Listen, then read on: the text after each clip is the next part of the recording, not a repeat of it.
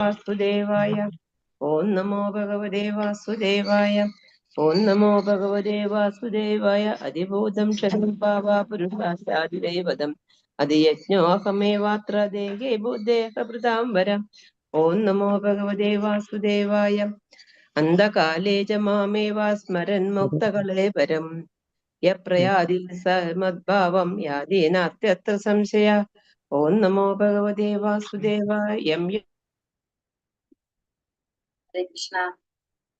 ഹരേ കൃഷ്ണ. എല്ലാവർക്കും പ്രണാമം. ഹരേ കൃഷ്ണ. ഓം നമോ ഭഗവതേ വാസുദേവായ. ഓം നമോ ഭഗവതേ വാസുദേവായ. ഓം നമോ ഭഗവതേ വാസുദേവായ. ഓം അജ്ഞാനതിമിരാന്തസ്യ ജ്ഞാനാഞ്ജനാശലാകയ ചക്ഷുരുന്മീലിതം യേന തസ്മൈ ശ്രീഗുരവേ നമഃ. നമോ വിഷ്ണുപാദായ കൃഷ്ണപ്രേഷ്ഠായ ഭൂതലേ ശ്രീമതേ ഭക്തിവേദാന്ത സ്വാമിനിധി നാമിനേ. നമസ്തേ സാരസ്വതേ ദേവേ ഗൗരവാണി പ്രചാരിണേ നിർവിശേഷ ശൂന്യവാദി പാശ്ചാത്യദേശധാരിണേ. ജയ ശ്രീ കൃഷ്ണ ചൈതന്യ പ്രഭു നിത്യാനന്ദ ശ്രീ അദ്വൈത ഗദാധര ശ്രീവാസാദി ഗൗര ഭക്തവൃന്ദ. ഹരേ കൃഷ്ണ കൃഷ്ണ കൃഷ്ണ ഹരേ ഹരേ ഹരേ രാമ രാമ രാമ ഹരേ ഹരേ. ഹരേ കൃഷ്ണ. ശ്രീ ശ്രീ രാധാ ഗോവിന്ദ് ടെമ്പിൾ ഇസ്കോൺ മാംഗ്ലൂരിന്റെ 18 ദിവസത്തെ ഭഗവത്ഗീത ക്ലാസ്സിലേക്ക് എല്ലാവർക്കും സ്വാഗതം. ഹരേ കൃഷ്ണ. എല്ലാവർക്കും പ്രണാമം. നമ്മളിന്ന് ഹരേ കൃഷ്ണ മാതാജി. ഹരേ കൃഷ്ണ. 9 അധ്യായം 9 രാജവിദ്യ രാജഗുഹ്യയോഗം. അതാണ് 9ാമത്തെ അധ്യായം. നടുക്കുള്ള അധ്യായം അല്ലെ. 18 അധ്യായത്തിൽ 9ാമത്തെ അധ്യായം ഏറ്റവും വിശേഷപ്പെട്ട പ്രധാനപ്പെട്ട അധ്യായമാണ് 9ാമത്തെ അധ്യായം. രാജവിദ്യ രാജഗുഹ്യ യോഗം. ഇതിനെ കുറിച്ചാണ് അതിൽ പറയുന്നത്. രാജവിദ്യ രാജഗുഹ്യ യോഗത്തില് ഭക്തിയുടെ സേവനത്തെ കുറിച്ചാണ് പറയുന്നത്. ഭഗവാൻ കുറെ കാര്യങ്ങൾ നമുക്ക് ഇതിൽ പറഞ്ഞു തരുന്നുണ്ട് 9ാമത്തെ അധ്യായത്തിൽ. അതിനു മുന്നേ നമ്മൾ ഇന്നലെ 8ാമത്തെ അധ്യായത്തിൽ നമ്മൾ എന്തൊക്കെ കണ്ടത്? 6 29 അല്ലേ? ഹരേ കൃഷ്ണ. ഒരു മിനിറ്റ്. ഹരേ കൃഷ്ണ. അപ്പൊ നമ്മള് ഇന്ന് 6:30. ഓക്കെ, 6:30ക്ക് കറക്റ്റ് ടൈമിൽ ക്ലാസ് തുടങ്ങണം. അല്ലെങ്കിൽ ആരെങ്കിലും ആ ടൈമിൽ കയറിപ്പോ ഒത്തിരി ലേറ്റ് ആയാലും ചിലർക്ക് പ്രയാസം വരും. അതുകൊണ്ട് ഞാൻ സമയം പിന്നെ ലൈവ് ഇട്ടിട്ടാ നോക്കിയത്. ഭാഗവതം ക്ലാസ്സിൽ കയറിയിട്ടായിരുന്നു. ഹരേ കൃഷ്ണ. കേറിയിരുന്നോ? കേറി മാതാജി. രാജലക്ഷ്മി മാതാജി കണ്ടിട്ടുണ്ടായിരുന്നു. ഹരേ കൃഷ്ണ. പറഞ്ഞത് മനസ്സിലായോ? എന്ന് എടുത്തത് നല്ല നല്ല അധ്യായം എന്ന് പറഞ്ഞത് അല്ലെ? നിങ്ങൾക്ക് ഭഗവാന്റെ അവതാരത്തെ കുറിച്ചാണ് കേട്ടത്. 22 അവതാരം വരെ കറക്റ്റ് മനസ്സിലായി. 22 അവതാരം വരെ മനസ്സിലായി. 23, 24 എഴുതി കൊണ്ടിട്ടില്ല. അല്ല, അത് ഒന്നും കൂടി ക്ലാസ് കേട്ടിട്ട് എഴുതിയെടുത്താൽ മതി. അത് കാരണം വെച്ചാൽ ഞാൻ പറയുമ്പോ നിങ്ങൾക്ക് എഴുതാനായിട്ട് നമുക്ക് സമയമില്ലല്ലോ അത്രയും.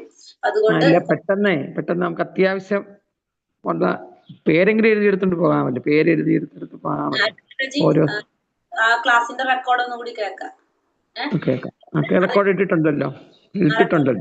ഉണ്ട്, ഈ ഗ്രൂപ്പിൽ ഇടും. ഇപ്പൊ എന്തായാലും ഇല്ലെങ്കിൽ തന്നെ ഇടും. അപ്പൊ അത് കേട്ട് കഴിഞ്ഞിട്ട് ഒന്നും കൂടി അത് എഴുതിയെടുക്കാം. ഓരോ അധ്യായത്തിന്റെ സമ്മറി എഴുതി വെച്ച് കഴിഞ്ഞാല് നമുക്ക് മനസ്സിലാക്കാൻ സാധിക്കും അവതാരങ്ങളെ കുറിച്ച്. ചിലപ്പോ ഒറ്റയടിക്ക് ഒരു സമ്മറി കിട്ടിക്കഴിഞ്ഞാൽ അധ്യായത്തിനെ കുറിച്ചായിട്ട് ഞാൻ ആലോചിച്ചു പുതിയൊരു കയറിയൊക്കെ. കാരണം ഭഗവാന്റെ അവതാരങ്ങളെ കുറിച്ചൊന്ന് കേൾക്കുന്നത്. കാരണം നമുക്ക് ഏറ്റവും ഇഷ്ടമാണല്ലോ അത് ഭഗവാനെ കുറിച്ച് കേൾക്കുമ്പോ. 10 അവതാരമാണ് കേട്ടിട്ടുള്ളത്. പക്ഷെ ഭാഗവതത്തിൽ നമ്മൾ 22 അവതാരം നമ്മൾ കണ്ടു. ഇനിയും ഉണ്ട് കുറെ അല്ലെ. നമ്മൾ പറയുമ്പോ നമുക്ക് തന്നെ അറിയാം കുറെ പേരുകൾ കേൾക്കുമ്പോ അയ്യോ ഇതൊക്കെ ഒന്നും വന്നിട്ടില്ലല്ലോ എന്നുള്ളത്. അപ്പൊ ഭഗവാന്റെ അവതാരങ്ങൾ അത്രയും ഉണ്ട്. നമുക്ക് അധ്യായത്തിലേക്ക് കിടക്കാം. അപ്പൊ അന്ന് നമ്മൾ 8ാമത്തെ അധ്യായത്തിൽ ഇന്നലെ എന്തൊക്കെയാ പഠിച്ചത്? ഇന്നലെ 8ാമത്തെ അധ്യായം പരമപദപ്രാപ്തിയെ കുറിച്ചാണ് പഠിച്ചത്. എന്താണ് ആത്മാവ്? ആത്മാവിനെ കുറിച്ചും ബ്രഹ്മത്തിനെ കുറിച്ചും അർജുനൻ ചോദിക്കുന്ന ചോദ്യങ്ങൾക്ക് ഉത്തരം കൊടുക്കുകയാണ് ഭഗവാന്. ജീവാത്മാവാണ്. ബ്രഹ്മം എന്താണ്? അതിഭൂതം എന്താണ്? അതിദൈവം എന്താണ്? അതിയജ്ഞം എന്താണ്? ഭൗതിക പ്രകൃതിയെ കുറിച്ചും കാമ്യകർമ്മങ്ങളെ കുറിച്ചും നമ്മൾ ചെയ്യുന്ന പ്രവർത്തികളെ കുറിച്ചൊക്കെ അർജുനൻ ചോദിക്കുന്നുണ്ട്. ഭഗവാൻ അതിനൊക്കെ ഉത്തരം കൊടുക്കുന്നുണ്ട്. മെയിൻ ആയിട്ടൊരു കാര്യം പറഞ്ഞു, മരണസമയത്ത് ഭഗവാൻ ഓർക്കേണ്ടതിനെ കുറിച്ച് പറഞ്ഞു അല്ലെ. മരണസമയത്ത് ഭഗവാൻ ഓർക്കേണ്ടതാണ് നമുക്ക് ഭഗവാന്റെ അടുത്തേക്ക് പരമപദപ്രാപ്തി ലഭിക്കാൻ ഉണ്ടാവുള്ളൂ നമ്മൾ കണ്ടു അല്ലെ. അപ്പൊ അതിന് നമ്മൾ എന്ത് ചെയ്യണം? ഇപ്പോഴേ നമ്മൾ പ്രാക്ടീസ് ചെയ്താലേ ആ സമയത്ത് നമുക്ക് ഓർക്കാൻ സാധിക്കുള്ളൂ. ഞാൻ ഇന്നലെ പറഞ്ഞിട്ടുണ്ടായിരുന്നു ഗോപീചന്ദ്രൻ ധരിക്കുന്നതിന്റെ ഗുണത്തിനെ കുറിച്ചും ഇന്നലെ ഈശോപനിഷത്ത് പുസ്തകത്തില് ഞാൻ പറഞ്ഞ ആ ഉപനിഷത്തില് 17ാമത്തെ മന്ത്രത്തില് ഉള്ള പ്രാർത്ഥന അതാണ്, മരണ സമയത്തുള്ള പ്രാർത്ഥനയാണ്. അതില് ഭഗവാനോട് നമ്മൾ പ്രാർത്ഥിക്കുന്നത് നമ്മൾ ചെയ്ത കൃത്യങ്ങൾ ഓർക്കണേന്നാ പ്രാർത്ഥിക്കുന്നത്. ആ മരണ സമയത്ത് നമ്മൾ ഭഗവാനോട് എന്താ പ്രാർത്ഥിക്കുന്നത് വെച്ചാല് നമ്മൾ ചെയ്ത കൃത്യങ്ങള് ഭഗവാൻ ഓർത്തിട്ട് നമുക്ക് എന്ത് തരണം, നമുക്ക് പരമപദം കിട്ടണമെന്ന്. നമ്മൾ ചെയ്താലല്ല നമുക്കത് പ്രാർത്ഥിക്കാൻ പറ്റുള്ളൂ, അല്ലാതെ നമുക്ക് പ്രാർത്ഥിക്കാൻ പറ്റില്ലല്ലോ. അപ്പൊ നമ്മൾ എന്ത് ചെയ്യണം? നമ്മൾ ചെയ്യണം. 17, 18 ഉപനിഷത്തിൽ പറയുന്നത് നമ്മൾ പഠിക്കും. ലെവൽ 3 നിങ്ങൾക്ക് പഠിക്കാനുള്ളതാണ് അതൊക്കെ. അപ്പൊ അവിടെ എത്തുമ്പോ നമ്മൾ വിചാരിക്കും എന്ത് ചെയ്യും ഭഗവാൻ എന്ന് വിചാരിക്കും അതൊക്കെ പഠിച്ചു വരുമ്പോ. അപ്പൊ അതുകൊണ്ട് ഇപ്പോഴേ നമുക്കത് മനസ്സിലാക്കി കഴിഞ്ഞാൽ കുറച്ച് ചെയ്തു പോകാം. അപ്പൊ പിന്നെന്താ നമ്മൾ പറഞ്ഞത് 8ാമത്തെ അധ്യായത്തില് പരമപുരുഷനെ എങ്ങനെ ധ്യാനിക്കണമെന്ന് പറയുന്നു. എങ്ങനെ ധ്യാനിക്കണമെന്ന് പറഞ്ഞു. എങ്ങനെയാണ്? ഭക്തിമാർഗം സ്വീകരിച്ചുകൊണ്ട് സർവജ്ഞനാണ്, സർവനിയന്താവാണ്. അങ്ങനെ ആയിരിക്കണം ഭഗവാന്. പിന്നെ ഭഗവാൻ ഭൗതിക ലോകം എങ്ങനെയുള്ളതാണെന്ന് പറഞ്ഞു തന്നു അല്ലെ, ദുഃഖാലയമാണെന്ന് പറഞ്ഞു തന്നു. ഭഗവാന്റെ ലോകം എങ്ങനെയാണ്? അക്ഷയമായിട്ടും അവ്യക്തമായിട്ടും. അവിടെ ചെന്ന് കഴിഞ്ഞാൽ പിന്നെന്തില്ല, ഒരു തിരിച്ചുവരവില്ലാത്ത ഒരു ലോകമാണ് ഭഗവാന്റെ ലോകം എന്നുള്ളതും നമുക്ക് മനസ്സിലാക്കി തന്നു. പിന്നെ ധാമത്തിന്റെ, അത് ഭഗവാന്റെ ധാമത്തിന്റെ പ്രത്യേകതകൾ അതാണ് പരമായ പദത്തിൽ ക്ഷയമെന്നും പറയുന്ന വിശേഷിപ്പിക്കുന്നത് അതല്ലേ ഭഗവാന്റെ ധാമത്തെ കുറിച്ച് പറഞ്ഞു നമ്മള്. വേദാന്തികള് എങ്ങനെ പറയണത്? പറഞ്ഞ ശ്ലോകം പറയുന്നില്ലേ ഭഗവാന്റെ ധാമത്തെ കുറിച്ച്?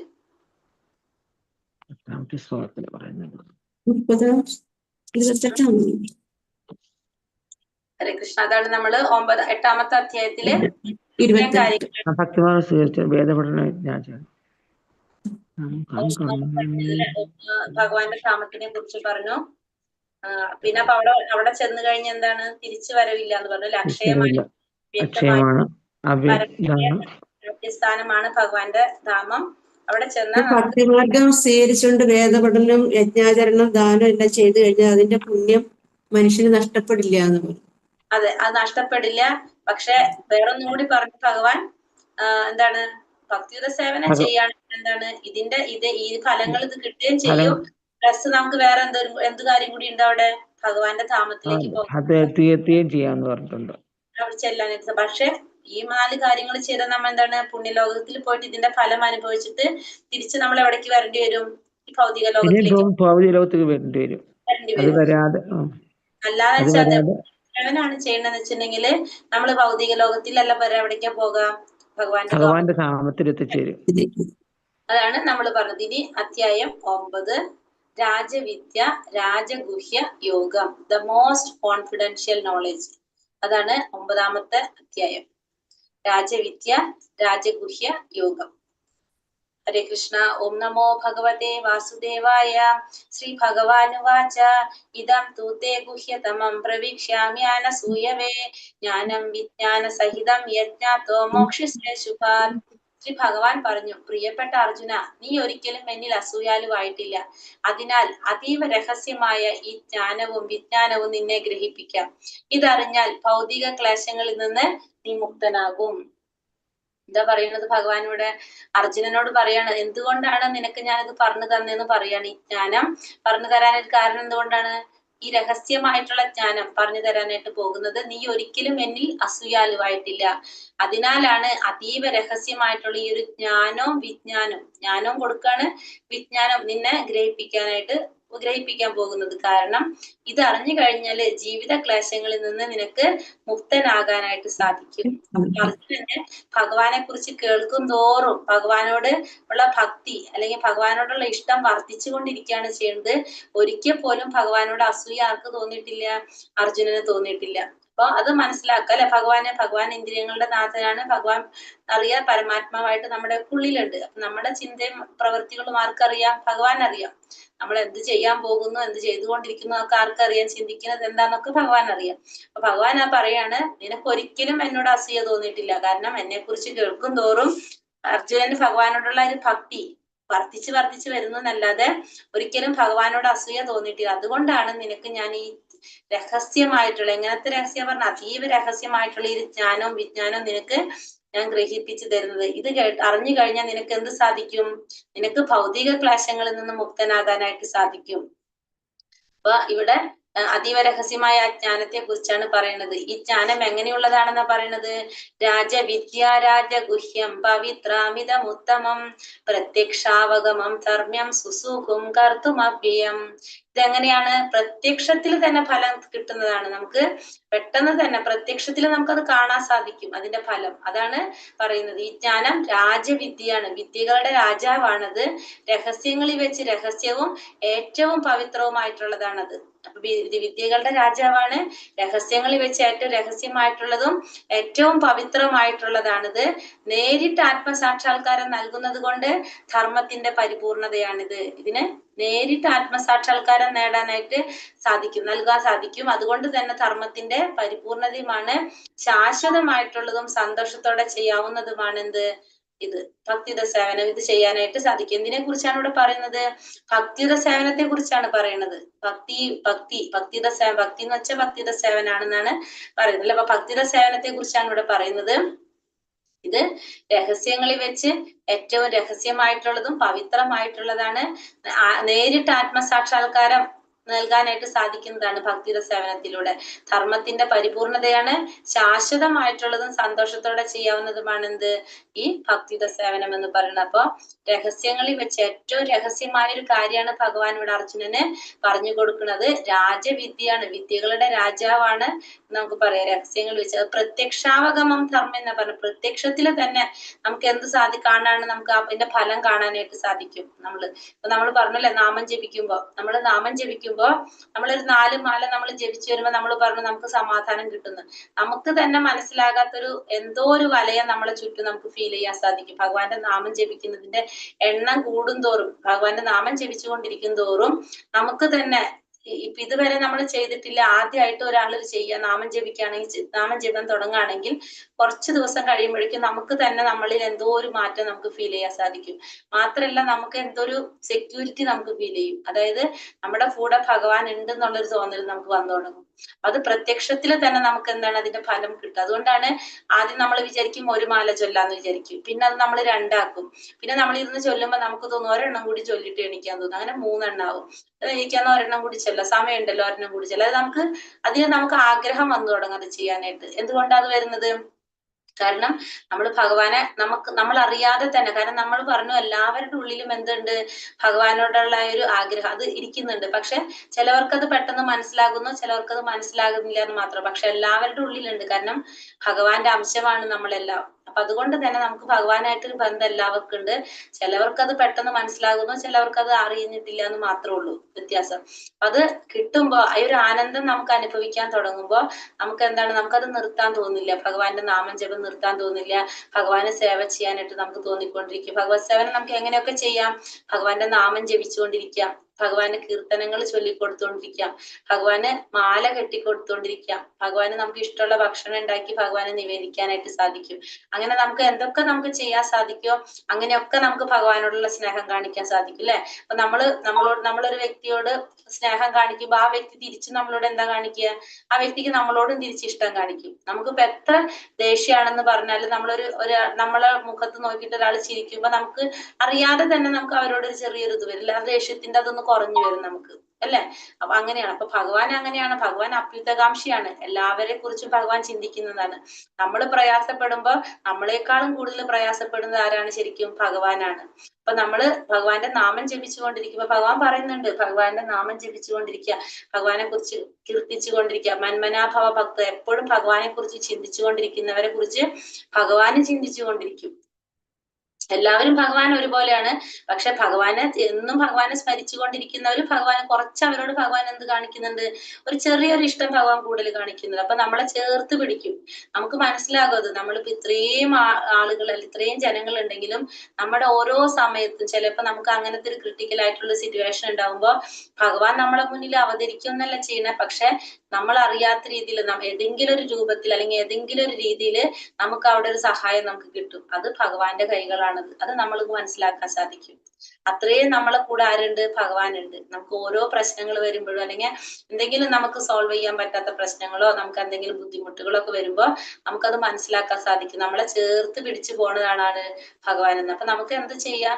ഭഗവാന്റെ നാമം ജപിച്ചുകൊണ്ടിരിക്കുക. അപ്പൊ അത് ഭഗവാൻ ഒട്ടും നമ്മളെ വിട്ടുപോകില്ല, മറക്കില്ല. അറിയാം നാമം ജപിച്ചുകൊണ്ടിരിക്കുന്നതാണ് അല്ലെ. അപ്പൊ എപ്പോഴും നമ്മൾ എന്ന് വിളിച്ചുകൊണ്ടിരിക്കുമ്പോൾ ഓട്ടോമാറ്റിക്കലി ഭഗവാൻ നമ്മളെ ആവശ്യ സമയത്ത് ഭഗവാന്റെ സഹായം നമുക്ക് ഉണ്ടാകും. ഹരേ കൃഷ്ണ. ഇപ്പൊ ഞാൻ മൂന്നാമത്തെ ശ്ലോകത്തില് കുറെ ഇത്തിരി കൂടി കൂടുതൽ ഉൾപ്പെടുത്തിയിട്ടുള്ളത് കൊണ്ട് ശ്ലോകങ്ങൾ ഇട്ടിരിക്കുന്നത് അതുകൊണ്ടാട്ടോ. ഭക്തിയുടെ സേവനത്തിൽ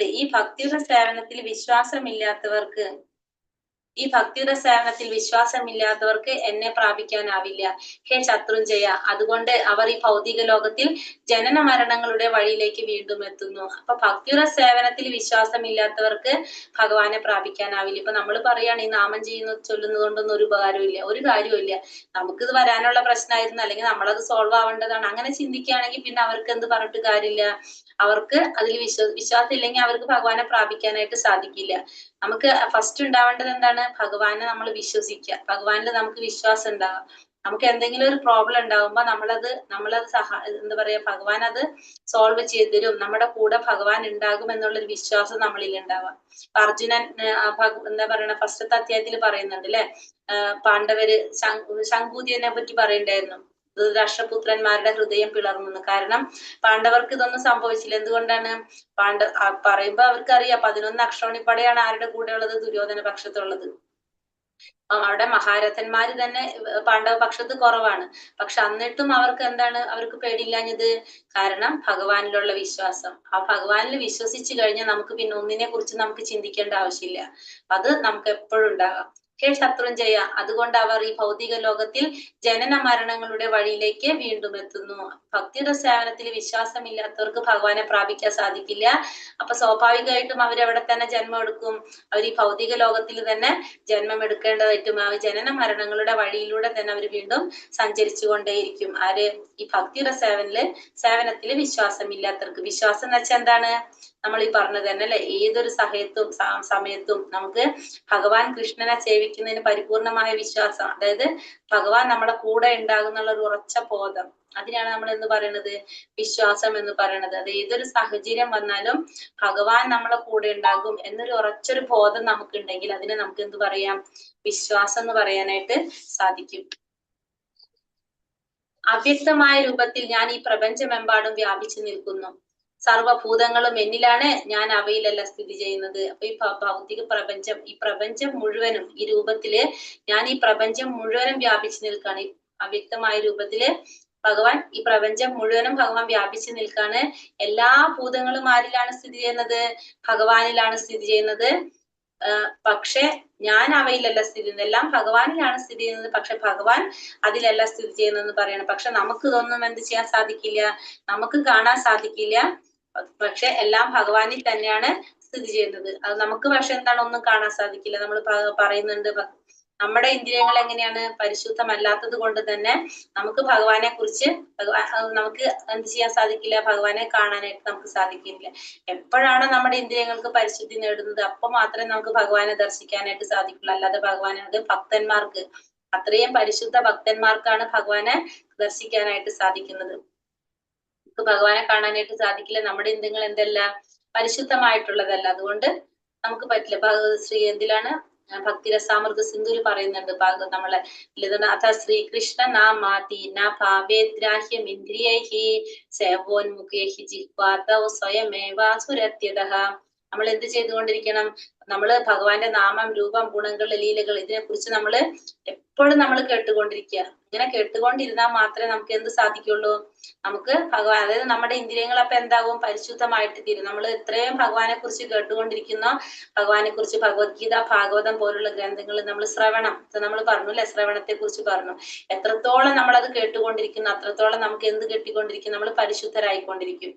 അങ്ങനെ വന്നു കഴിഞ്ഞാൽ നമുക്ക് ആ ഇന്ദ്രിയങ്ങൾ കൊണ്ട്, നമ്മുടെ ഇന്ദ്രിയങ്ങൾ കൊണ്ട് നമുക്ക് എന്ത് സാധിക്കും? ഭഗവാനെ ദർശിക്കാനായിട്ട്. പരിശുദ്ധ ഭക്തന്മാർക്ക് മാത്രമേ ഭഗവാനെ ദർശിക്കാനായിട്ട് സാധിക്കുള്ളൂ. സൃഷ്ടിജാലങ്ങളൊന്നും എന്നിൽ സ്ഥിതി ചെയ്യുന്നുമില്ല. എന്റെ യോഗ പ്രഭാവം നോക്കൂ. യോഗപ്രഭാവം നോക്കൂ. സർവഭൂതങ്ങളുടെയും പരിപാലകനും സർവവ്യാപിയുമാണെങ്കിലും ഞാൻ ഈ പ്രത്യക്ഷ പ്രപഞ്ചത്തിന്റെ ഒരംശമല്ല, മറിച്ച് ഞാനാണ് ഈ പ്രപഞ്ചത്തിന്റെ ഉത്ഭവസ്ഥാനം. അപ്പൊ എല്ലാതും സൃഷ്ടിജാലങ്ങളൊന്നും എന്നിൽ സ്ഥിതി ചെയ്യുന്നില്ല എന്ന് പറയണല്ലോ. എല്ലാ ഭൂതങ്ങളുടെയും പരിപാലകനും സർവവ്യാപിയുമാണ് ഞാൻ. എങ്കിലും ഈ പ്രത്യക്ഷ പ്രപഞ്ചത്തിന്റെ ഒരംശമല്ല ഞാൻ. ഞാനാണ് ഈ പ്രപഞ്ചത്തിന്റെ ഉത്ഭവസ്ഥാനം. ഭഗവാനിൽ നിന്നാണ് ഈ പ്രപഞ്ചം ഉത്ഭവിച്ചിരിക്കുന്നത്. നമ്മൾ ഇന്നലെ കണ്ടു അല്ലെ, ഭഗവാന്റെ ഏത് മൂർത്തി രൂപമാണ് പറഞ്ഞ കാരണോദകശ വിഷ്ണു. ആ വിഷ്ണുമൂർത്തിയിൽ നിന്നാണ് ഈ പ്രപഞ്ചം ഉത്ഭവിച്ചിരിക്കുന്നത്. പക്ഷെ ഭഗവാൻ എന്താ പറയുന്നത്? ഇതിന്റെ ഉത്ഭവസ്ഥാനം ഭഗവാനാണ്. പക്ഷെ ഭഗവാൻ ആ പ്രപഞ്ചത്തിന്റെ ഒരു അംശമല്ല. കാരണം ഭഗവാൻ അതിന്റെ എന്താണ് പറയാ, ഭഗവാനിൽ നിന്നാണ് ഇതെല്ലാം ഉത്ഭവിച്ചിരിക്കുന്നത്. ഭഗവാൻ അതിന്റെ ഒരു അംശമല്ല. ഭഗവാന്റെ ഉത്ഭവസ്ഥാനം മാത്രമാണ് ഭഗവാൻ ആകുന്നുള്ളൂ. ഭഗവാൻ എല്ലാതും ഭഗവാനില് നിറഞ്ഞു നിൽക്കാണ്. ഭഗവാൻ സർവ്വവ്യാപിയാണെങ്കിലും ഈ പ്രത്യക്ഷ പ്രപഞ്ചത്തിന്റെ ഒരംശമല്ല, എല്ലാം ഭഗവാനിലാണ് സ്ഥിതി ചെയ്യുന്നത്. പക്ഷെ ഞാൻ അവയിലല്ല സ്ഥിതി ചെയ്യുന്നത്. അതെങ്ങനെയാണെന്ന് കൂടി ഭഗവാൻ അടുത്തേല് പറയുന്നുണ്ട്. നമുക്ക് മനസ്സിലാക്കാൻ വേണ്ടിയിട്ട് പറയാണ്.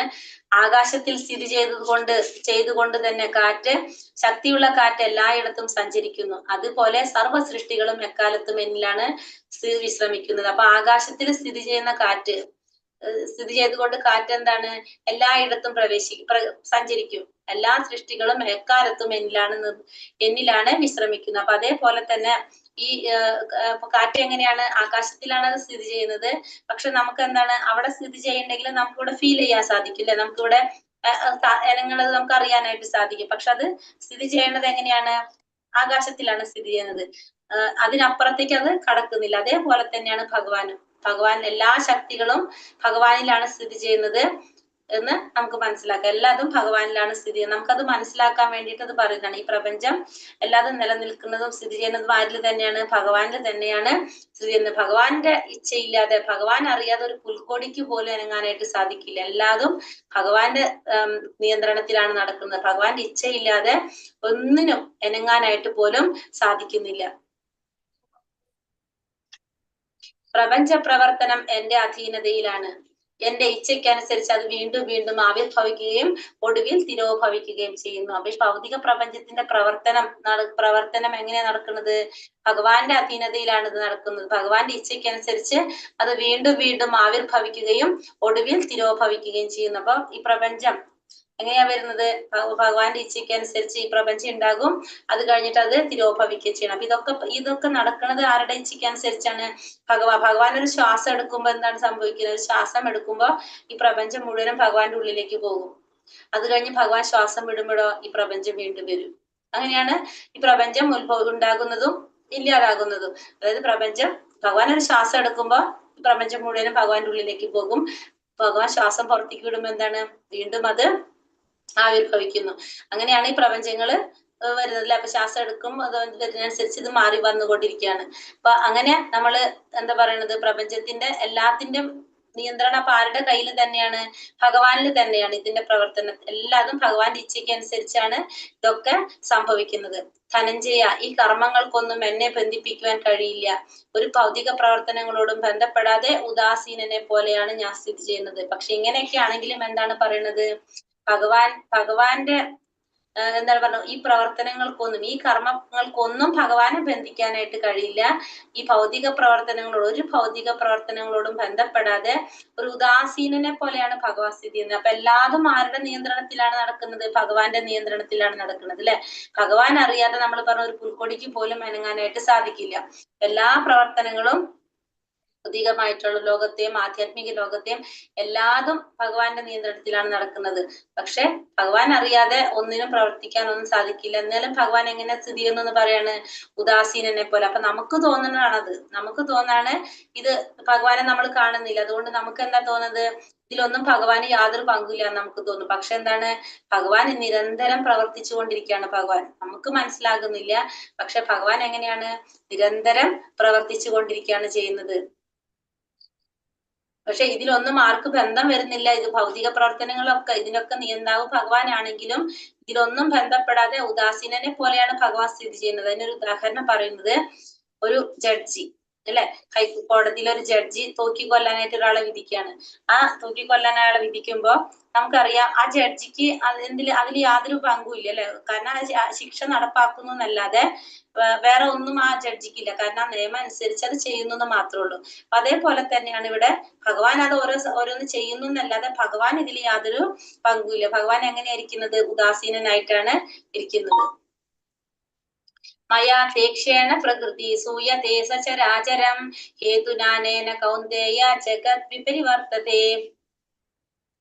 അല്ലയോ കുന്തിപുത്ര, എന്റെ ശക്തിവിശേഷങ്ങളിൽ ഒന്നായ ഈ ഭൗതിക പ്രകൃതി എന്റെ നിർദ്ദേശം അനുസരിച്ച് ചരാചരങ്ങളെല്ലാം സൃഷ്ടിക്കുന്നു. ഈ നിയമം അനുസരിച്ച് വീണ്ടും വീണ്ടും പ്രപഞ്ചം സൃഷ്ടിക്കുകയും സംഹരിക്കുകയും ചെയ്യുന്നു. അപ്പൊ ഇവിടെ അർജുനനോട് ഭഗവാൻ പറയാണ്, ഈ ഭൗതിക ലോകത്തിന്റെ പ്രവർത്തനങ്ങള്, ആ പ്രവർത്തനങ്ങൾ നിയന്ത്രിക്കുന്നത് ഭഗവാന്റെ തന്നെ ശക്തിയായിട്ടുള്ള, ഭഗവാന്റെ നിർദ്ദേശപ്രകാരം ഭഗവാന്റെ ശക്തിവിശേഷങ്ങളിൽ ഒന്നായിട്ടുള്ള ഈ ഭൗതിക പ്രകൃതിയാണ്. ഈ ഭൗതിക പ്രകൃതിയാണ് ഈ ചരാചരങ്ങളെല്ലാം സൃഷ്ടിക്കുന്നത്. അത് ആരുടെ നിർദ്ദേശപ്രകാരം? ഭഗവാന്റെ നിർദ്ദേശപ്രകാരം ഭഗവാന്റെ ശക്തിവിശേഷങ്ങളിൽ ഒന്നായിട്ടുള്ള ഈ ഭൗതിക പ്രകൃതി എല്ലാ ചരാചരങ്ങളെയും സൃഷ്ടിക്കുന്നു. ഈ നിയമം അനുസരിച്ച് ഈ പ്രപഞ്ചം സൃഷ്ടിക്കുകയും പിന്നെ സംഹരിക്കുകയും ചെയ്യുന്നു, സംഹരിക്കപ്പെടുകയും ചെയ്യുന്നു. അപ്പൊ ഈ നിയമം അനുസരിച്ച് വീണ്ടും വീണ്ടും എന്ത് സംഭവിക്കാണ്? പ്രപഞ്ചം സൃഷ്ടിക്കും, അത് കഴിഞ്ഞിട്ട് സംഹാരം അവിടെ നടക്കും. ഇത് രണ്ടും നടക്കും. അപ്പൊ ഇതൊക്കെ നടക്കുന്നത് എങ്ങനെയാണ്? ഭഗവാന്റെ നിർദ്ദേശപ്രകാരം ചരാചരങ്ങളെല്ലാം സൃഷ്ടിക്കുന്നത് ഭൗതിക പ്രകൃതിയാണ്. അപ്പൊ നമുക്ക് തോന്നും ഭൗതിക പ്രകൃതിയാണ് എല്ലാത്തിന്റെയും സൃഷ്ടി നടത്തുന്നത്. പക്ഷെ അതെങ്ങനെയാണ്? ഭഗവാന്റെ നിർദ്ദേശത്തിനനുസരിച്ചാണ് ചെയ്യുന്നത്. ഭഗവാൻ എന്താണോ പറയുന്നത് ആ രീതിയിലാണ് പ്രവർത്തിക്കുന്നത്. അപ്പൊ ചെയ്യുന്നത് ആരാണ്? സൃഷ്ടിക്കുന്നത് ഭൗതിക പ്രകൃതിയാണ്, പക്ഷെ ഭഗവാന്റെ നിർദ്ദേശപ്രകാരമാണ്. ഭഗവാന്റെ വിശേഷണങ്ങളിൽ ഒന്നായിട്ടുള്ള ഭഗവാന്റെ രണ്ട് ശക്തികളാണ് പറയുന്നത്. ഒന്ന് അന്തരംഗ ശക്തി, രണ്ടാമത്തത് ബഹിരംഗ ശക്തി. ഭൗതിക പ്രകൃതി എന്ന് പറയുന്നത് ഭഗവാന്റെ ബഹിരംഗ ശക്തിയായിട്ടുള്ള ദുർഗാദേവിയാണ്. ഭഗവാന്റെ ബഹിരംഗ ശക്തിയായിട്ടുള്ള ദുർഗാദേവി ദേവി, അതാണ് ഭഗവാന്റെ ബഹിരംഗ ശക്തി. അന്തരംഗ ശക്തി എന്ന് പറയുന്നത് രാധാറാണിയാണ് അന്തരംഗ ശക്തി എന്ന് പറയുന്നത്. ദുർഗാദേവിയാണ് ബഹിരംഗ ശക്തി എന്ന് പറയുന്നത്. അവജാനന്തി മാ മൂഢ മാനുഷീം തനുമാശ്രിതം പരം ഭാവമജാനന്തോ മമ ഭൂതാമഹേശ്വരം. മനുഷ്യരൂപത്തിൽ അവതരിക്കുന്ന എന്നെ മൂഢന്മാർ നിന്ദിക്കുന്നു. എല്ലാറ്റിനും ഈശ്വരനായ എന്റെ അതീന്ദ്ര സ്വഭാവം അവർക്ക് അറിഞ്ഞുകൂടാ. അപ്പൊ ഭഗവാൻ മനുഷ്യരൂപത്തിൽ അവതരിക്കുമ്പോ ഭഗവാനെ മൂഢന്മാര് നിന്ദിക്കാണ്. എല്ലാറ്റിനും ഈശ്വരനായിട്ടുള്ള ഭഗവാന്റെ അതീന്ദ്രിയ സ്വഭാവത്തെ കുറിച്ച് അവർക്ക് അറിഞ്ഞുകൂടാ. അപ്പൊ ഭഗവാന്റെ അതീന്ദ്രിയ സ്വഭാവത്തെ കുറിച്ച് ഈ മൂഢന്മാർക്ക് മനസ്സിലാക്കാത്തത് കൊണ്ട് മനുഷ്യരൂപത്തിൽ അവതരിക്കുന്ന ഭഗവാനെ മൂഢന്മാരെന്താണ്?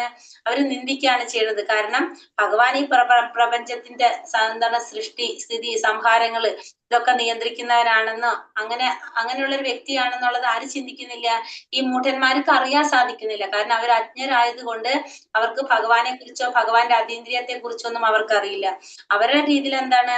അവര് ഭഗവാൻ ഒരു സാധാരണ മനുഷ്യനായിട്ട് മനുഷ്യരൂപത്തിൽ അവതരിക്കുമ്പോ ആ മൂഢന്മാരെ നിന്ദിക്കാന്ന് വെച്ചാൽ അവര് ഭഗവാൻ ഒരു സാധാരണ മനുഷ്യനായിട്ടാണ് കാണുന്നത്. അവർക്ക് ഭഗവാന്റെ എന്താണ് പറയാ രൂപത്തെ, ഗുണത്തെ കുറിച്ചോ ഭഗവാനെ കുറിച്ചോ ഒന്നും അവർക്കറിയില്ല. അതീന്ദ്രിയ സ്വഭാവം അവർക്ക് അറിയാത്തത് കൊണ്ട് തന്നെ അവര് ഭഗവാനെ നിന്ദിക്കുകയാണ് ചെയ്യുന്നത്. മൂഢന്മാര് ഭഗവാനെ നിന്ദിക്കുകയാണ് ചെയ്യുന്നത്. അവർക്ക് ഭഗവാന്റെ ആനന്ദമയമായിട്ടുള്ള അല്ലെങ്കിൽ ജ്ഞാനപരമായിട്ടുള്ള ആ സ്വഭാവത്തെ കുറിച്ചോ അതീന്ദ്രിയമായ രൂപത്തെ കുറിച്ചോ ഒന്നും മനസ്സിലാക്കാൻ സാധിക്കുന്നത് കൊണ്ട് അവര് ഭഗവാനെ നിന്ദിക്കുകയാണ് ചെയ്യുന്നത്. മനുഷ്യരൂപത്തിൽ അവതരിക്കുന്ന ഭഗവാനെ മൂഢന്മാർ നിന്ദിക്കുന്നു. മോഹ കർമാണോ മോഹ ജ്ഞാനാവിചേതസഃ രാക്ഷസീം ആസുരീം ചൈവ പ്രകൃതി മോഹിനീം ശ്രുതഃ. ഇങ്ങനെ മോഹിതരായവർ ആസുരങ്ങളും നിരീശ്വരവാദപരങ്ങളുമായ ആശയങ്ങളാൽ ആകൃഷ്ടരാകുന്നു. ആ വ്യാമോഹാവസ്ഥയിൽ മുക്തിയെക്കുറിച്ചുള്ള പ്രതീക്ഷകളും ഫലോദിഷ്ട കർമ്മങ്ങളും ജ്ഞാനാർജനവും എല്ലാം പാഴായി പോകും. ഇങ്ങനെ മോഹിതരായവരെന്താണ്? ആസുര്യങ്ങളുമായിട്ടുള്ളതും ഇങ്ങനെ മോഹിതരായവര് ആസുരങ്ങളും നിരീശ്വരവാദപരങ്ങളുമായ ആശയങ്ങളിൽ ആകൃഷ്ടരായി പോകാണ്. ഈ നമ്മൾ പറഞ്ഞ മൂഢന്മാരില്ലേ, അങ്ങനെയുള്ളവര് ആസുരങ്ങളായിട്ടുള്ളതും നിരീശ്വരവാദപരമായിട്ടുള്ളത് ഭഗവാനെ പറ്റി ചിന്തിക്കാത്ത ആ നിരീശ്വരവാദം ആയിട്ടുള്ള ആശയങ്ങളാൽ ആകൃഷ്ടരാകും. ആ വ്യാമോഹാവസ്ഥയില് മുക്തിയെ കുറിച്ചുള്ള പ്രതീക്ഷകളും ഫലോദിഷ്ട കർമ്മങ്ങളും ജ്ഞാനാർജനവും എല്ലാം പാഴായി പോകും. അപ്പൊ ആ മൂഢന്മാരുടെ അത്തരത്തിലുള്ള ആസുര സ്വഭാവത്തിലുള്ളവര് അവർക്കും എന്താണ്, അവരും ഫലോദിഷ്ട കർമ്മങ്ങൾ ചെയ്യുന്നുണ്ടാവും. എന്തിനാണ് അവരിതൊക്കെ ചെയ്യുന്നത്? മുക്തിയെ കുറിച്ചുള്ള പ്രതീക്ഷ, അതിനു വേണ്ടിയിട്ടാണ് അവരിതൊക്കെ ചെയ്യുന്നത്. ജ്ഞാനാർജനം, ജ്ഞാനം നേടുന്നുണ്ടാവും. പക്ഷെ അതൊക്കെ പാഴായി പോകാണ്. കാരണം ഭഗവാനിൽ വിശ്വാസം ഇല്ലെങ്കിൽ, നിരീശ്വരപരമായിട്ടുള്ള കാര്യങ്ങളിൽ അവർ ആകർഷകരാകുകയാണെങ്കിൽ അവർ ഈ ചെയ്തതൊക്കെ എന്താണ്, വെറുതെ വേസ്റ്റ് ആണ്. അവര് മുക്തിക്ക് വേണ്ടിയിട്ട് ചെയ്തിട്ടുള്ള ഫലോദിഷ്ട കർമ്മങ്ങൾ ചെയ്തിട്ടുണ്ടാവും, ജ്ഞാനം നേടിയിട്ടുണ്ടാവും. ഇതൊക്കെ അവരുടെ എന്തായിട്ട് പോകാണ്, പാഴായി പോകാണ്. ഭഗവാനിൽ വിശ്വാസം ഇല്ലാതെ ഇതൊന്നും അവർക്ക് അനുഭവിക്കാനായിട്ട് സാധിക്കുന്നുണ്ടാവില്ല. മഹാത്മനസ്തു മാം പാർത്ഥ ദൈവീം പ്രകൃതിമാശ്രിത ഭജന്താനന്യ മനസ്സോ ജ്ഞാത്വാ ഭൂതാദിമവ്യയം. അല്ലയോ പാർത്ഥ, വ്യാമോഹം ബാധിക്കാത്ത വിശിഷ്ട ആത്മാക്കൾ ദൈവിക പ്രകൃതിയാൽ സുരക്ഷിതരാണ്. അപ്പൊ ഇവിടെ എന്താ പറയണത്? വ്യാമോഹം ബാധിക്കാത്ത വിശിഷ്ട ആത്മാക്കള് ദൈവിക പ്രകൃതിയാൽ സുരക്ഷിതരാണ്. സർവഭൂതങ്ങൾക്കും ആദി കാരണവും അവ്യയനുമായ പരമപുരുഷനാണ് ഞാനെന്നറിഞ്ഞുകൊണ്ട് അവർ എപ്പോഴും ഭക്തിപൂർവ്വം എന്റെ സേവനത്തിൽ മുഴുകുന്നു. അപ്പൊ ഇവിടെ ഭഗവാൻ എന്താ പറയണത്? ഇവിടെ വ്യാമോഹം ബാധിക്കാത്ത വിശിഷ്ട ആത്മാക്കൾ, അതായത് ഒരു മഹാത്മാവ് എന്ന് പറഞ്ഞാൽ നമുക്ക് ഒരു പരിശുദ്ധ ഭക്തൻ, ശുദ്ധഭക്തനെ കുറിച്ച് പറയാം. ആ ഒരു ശുദ്ധഭക്തൻ ആരാൽ സുരക്ഷിതരാണ്? ദൈവിക പ്രകൃതിയാൽ സുരക്ഷിതരാണെന്നാ പറയുന്നത്. അതായത് ഇപ്പൊ തന്നെ നമ്മൾ പറഞ്ഞില്ല, ഭഗവാന്റെ രണ്ട് ശക്തികൾ, ഒന്ന് ഉത്കൃഷ്ട ശക്തി, അതായത് എന്താണ്, ഭൗതിക പ്രകൃതി, അതായത് മഹാമായ ദുർഗാദേവിയാണെന്ന് പറഞ്ഞു. പിന്നെ വേറെ ഒരെണ്ണം നമ്മൾ പറഞ്ഞു, ഭഗവാന്റെ ആന്തരിക ശക്തിയായിട്ടുള്ളത് രാധാറാണിയാണെന്ന്. ദൈവിക പ്രകൃതി എന്ന് പറയുന്നത് ആരാണ്? രാധാറാണിയാണ് പറയുന്നത്, ദൈവിക പ്രകൃതി. ഈ ദൈവിക പ്രകൃതിയാൽ സുരക്ഷിതരാണ് ആര്? ഈ വ്യാമോഹം ബാധിക്കാത്ത വിശിഷ്ടാത്മാക്കൾ, അതായത് ശുദ്ധ ഭക്തന്മാര്, ഭഗവാനില് ആ ഭക്തിയിൽ ഉയർന്നു വന്നിട്ടുള്ളത്, അപ്പൊ പരിപൂർണത നേടിയ വ്യക്തികൾ. ഇവരൊക്കെ ആരാൽ സുരക്ഷിതരാണ്? ഭഗവാന്റെ അന്തരംഗ ശക്തിയായിട്ടുള്ള രാധാറാണിയാൽ സുരക്ഷിതരാണ് ഇവരെല്ലാവരും. സർവഭൂതങ്ങൾക്കും ആദി കാരണവും അവ്യയനുമായ പരമപുരുഷനാണ് ഞാനെന്നറിഞ്ഞുകൊണ്ട് അവർ എപ്പോഴും ഭക്തിപൂർവ്വം എന്റെ സേവനത്തിൽ മുഴുകുന്നു. അപ്പൊ ഈ ഉത്തമ ഭക്തന്മാര് എന്താ ചെയ്തുകൊണ്ടിരിക്കുന്നത്? എപ്പോഴും, കാരണം ഒരു മഹാത്മാവാണ് അവര് എന്താ ചെയ്തുകൊണ്ടിരിക്കുന്നത്? ഭഗവാനെ കുറിച്ച് ശരിയായ രീതിയിൽ മനസ്സിലാക്കിയവര്. സർവഭൂതങ്ങൾക്കും ആദി കാരണവും, എല്ലാത്തിന്റെയും ആദി കാരണം ഭഗവാനാണ്, അവ്യയനുമായ പരമപുരുഷനാണ് ഭഗവാൻ എന്ന് മനസ്സിലാക്കി അവർ ഭക്തിപൂർവ്വം ഭഗവാന്റെ സേവനത്തില് മുഴുകിക്കൊണ്ടിരിക്കും. അങ്ങനെയുള്ളവരെ സംരക്ഷിക്കുന്നത് ആരാണ്? ഭഗവാന്റെ ആന്തരിക ശക്തിയാണ് സംരക്ഷിക്കുന്നത്. അതായത് ഭഗവാനെ കുറിച്ച് ശരിയായ രീതിയിലുള്ള ജ്ഞാനം നേടിയവര്, പരിശുദ്ധ ഭക്തന്മാര്, അങ്ങനെയുള്ളവരെ ഭഗവാന്റെ ആന്തരിക ശക്തിയായിട്ടുള്ള രാധാറാണിയാണ് അവരെ സംരക്ഷിക്കുന്നത്. നമ്മളെ പോലുള്ളവരെ സംരക്ഷിക്കുന്നത് ആരാണ്? ഹരേ കൃഷ്ണ. ഇല്ല അവിടെ എല്ലാവരും നമ്മളെ ഭഗവാൻ സംരക്ഷിക്കും. നമ്മളെ ഭഗവാൻ സംരക്ഷിക്കും. മഹാത്മാക്കളെ രാധാറാണി. അതെ, അതാ ഭഗവാൻ നമ്മളെ ഭഗവാൻ സംരക്ഷിക്കും അല്ലെ. ദുർഗാദേവി ഭൗതിക സംരക്ഷണം. ഭൗതിക സംരക്ഷണം ആരാണ് ചെയ്യുന്നത്? ദുർഗാദേവിയാണ് സംരക്ഷിക്കുന്നത്. നമ്മളെ സംരക്ഷിക്കുന്നത് ആരാണ്? ദുർഗാദേവിയാണ് നമ്മളെ സംരക്ഷിക്കുന്നത്. പിന്നെ മഹാത്മാക്കളെ, അതായത് ശുദ്ധ ഭക്തന്മാരെ ആര് സംരക്ഷിക്കും? ഭഗവാന്റെ തന്നെ അന്തരംഗ ശക്തിയായിട്ടുള്ള രാധാറാണിയാണ് ശുദ്ധഭക്തന്മാരെ സംരക്ഷിക്കുന്നത്. പക്ഷെ നമ്മൾ ആരുടെ സംരക്ഷണത്തിലാണ്? ദുർഗാദേവിയുടെ സംരക്ഷണത്തിലാണ്. ഇത് രണ്ടും തമ്മിലുള്ള വ്യത്യാസം എന്താണ്? ദുർഗാദേവി സംരക്ഷിക്കുന്നതും രാധാറാണി സംരക്ഷിക്കുന്നതും തമ്മിലുള്ള വ്യത്യാസം? ബഹിരംഗ ശക്തി, അന്തരംഗ ശക്തി. അത് മനസ്സിലായി. അവര് തമ്മിലുള്ള വ്യത്യാസമല്ല, നമ്മളെ അവര് സംരക്ഷിക്കുന്നത് പറയുമ്പോ അത് എങ്ങനെയാണ് അത് മനസ്സിലാക്കുക? അതായത് അവർക്ക് മായയില്ല, നമ്മുടെ മായ കലർന്നിട്ടുണ്ട് ഭൗതികം തന്നെ. അതായത് അവരെങ്ങനെയാണ്? അവര് ഭഗവാനെ കുറിച്ച് ശരിയായ രീതിയിൽ മനസ്സിലാക്കിയവരാണ് അല്ലെ. അവർക്ക് പിന്നെ ഒരിക്കലും എന്ത് സംഭവിക്കുന്നില്ല, അവര് ഫുൾ അവിടെ ഉറച്ചു. അവര് എന്തൊക്കെ സംഭവിച്ചാലും അവര് ഭഗവാന്റെ ഭക്തന്മാരാണ്, ഉത്തമ ഭക്തന്മാരാണ്. അവര് ഏതൊരു സമയത്തും ഭഗവാനെ കുറിച്ച് മാത്രം ചിന്തിച്ചുകൊണ്ടിരിക്കുന്നവരാണ്. അവര് ചെയ്യുന്ന പ്രവർത്തികളും ചെയ്യുന്ന എല്ലാ കാര്യങ്ങളും ഭഗവാനെ സമർപ്പിച്ചു കൊണ്ടിരിക്കുന്ന, എന്താ പറയാ, ഏത് സമയത്തും ഭഗവാനെ മാത്രം ചിന്തിച്ചു കൊണ്ടിരിക്കുന്നവരാണ് ആര്? നമ്മൾ ഈ പറഞ്ഞ മഹാത്മാക്കൾ, വിശിഷ്ട വ്യക്തികൾ എന്ന് പറയാം അല്ലെ, ഉത്തമ ഭക്തന്മാര്. നമ്മൾ അങ്ങനെയാണോ? നമ്മളെ 101ാമത്തെ കാര്യമാണ് അല്ലെ ഭഗവാന്റെ കാര്യം. നമുക്ക് നമ്മളുടേതായിട്ടുള്ള കുറെ കാര്യങ്ങൾ ചെയ്യാനുണ്ട്. അപ്പൊ അത് നമ്മള് രാവിലെ നമ്മൾ ഇത്ര നേരം ക്ലാസ് കേട്ടു, പിന്നെ ഇത് അടച്ചു വെച്ചു, പിന്നെ നമ്മൾ എവിടേക്ക് ട്യൂൺ ചെയ്തു, നമ്മൾക്ക് ഇനി ഫുൾ ഭൗതികം. അത് കഴിഞ്ഞ് പിന്നെ ക്ലാസ്സിന്റെ സമയമാകുമ്പോ നമ്മൾ ഇടയ്ക്കിടയ്ക്ക് ചെയ്തു അല്ലെ. ഇടയ്ക്കിടയ്ക്ക് ഭഗവാനെ അല്ല, എപ്പോഴും ഭഗവാന്റെ അമ്മ ഇടയ്ക്കിടയ്ക്ക് ഇപ്പം വിളിക്കുന്നുണ്ട് നമ്മുടെ കൂടെ. ഇടയ്ക്കിടയ്ക്ക് വിളിക്കുന്നുണ്ട്, ഫുൾ ടൈം വിളിക്കുന്നില്ല അപ്പോഴും നമ്മൾ അല്ലെ. വിളിക്കാൻ പറ്റുന്ന സാഹചര്യം പറ്റുന്നില്ല, അതിൽ നിന്ന് വിട്ടുവിട്ട് വരുന്നുണ്ട്. അതെ അതെ, അല്ല നമ്മള് എന്നുവെച്ചാ തെറ്റായിട്ടല്ല അത് പറയുന്നത്. കാരണം നമ്മളിപ്പോ തുടങ്ങിയിട്ടുള്ളൂ. നമ്മളൊക്കെ എന്താണ്, നമ്മളൊക്കെ നമ്മളുടേതായ രീതിയിൽ നമ്മളിപ്പോ ചെയ്ത് തുടങ്ങിയിട്ടുള്ളൂ. പക്ഷെ അവരൊക്കെ ഉത്തമ ഭക്തന്മാരാണ്, അവരൊക്കെ ആ ഒരു ലെവലെത്തിയവരാണ് അവര്. അപ്പൊ അവരെങ്ങനെയാണ് ഫുള്ള് ടൈം, ഇപ്പൊ അർജുനനെ നമുക്കറിയാം, അർജുനൻ ഉറങ്ങുന്ന സമയത്തും ഭഗവാന്റെ നാമം ജപിച്ചുകൊണ്ടിരിക്കുന്നതാണ് അല്ലെ. നമ്മൾ കേട്ടിട്ടില്ലേ അതൊക്കെ. അപ്പൊ അതുകൊണ്ട് അവരൊക്കെ അങ്ങനെയാണ്. പക്ഷെ നമ്മളെങ്ങനെയാണ്, നമ്മളിപ്പോ അത് ചെയ്ത് തുടങ്ങിയിട്ടുള്ളൂ. അപ്പൊ നമുക്ക് സമയം എടുക്കും അതിന്, ചിലപ്പോ ജന്മങ്ങൾ എടുക്കാം നമുക്ക്. പക്ഷെ നമ്മൾക്കും അതിലേക്ക് എത്താനായിട്ട് സാധിക്കും, പതുക്കെ പതുക്കെ നമുക്ക് എത്താനായിട്ട് സാധിക്കും. അപ്പൊ അതാണ് വ്യത്യാസം പറയുന്നത്. ഇപ്പൊ നമ്മളെ സംരക്ഷിക്കുന്നത്, നമ്മൾ ഈ ഭൗതിക ലോകത്ത് നമ്മളെ സംരക്ഷിക്കുന്നത് ഭൗതിക പ്രകൃതി, അതായത് ദുർഗാദേവിയാണ്. മറ്റ് ആരാണ്? മഹാത്മാക്കളെ, ഭഗവാന്റെ ശുദ്ധ ഭക്തന്മാരെ സംരക്ഷിക്കുന്നത് രാധാറാണിയാണ്. സതതം കീർത്തയന്തോ മാം യദന്തശ്ചാദൃഢാവൃതഃ നമസ്യന്തശ്ച മാം ഭക്ത്യാ നിത്യയുക്ത ഉപാസതേ.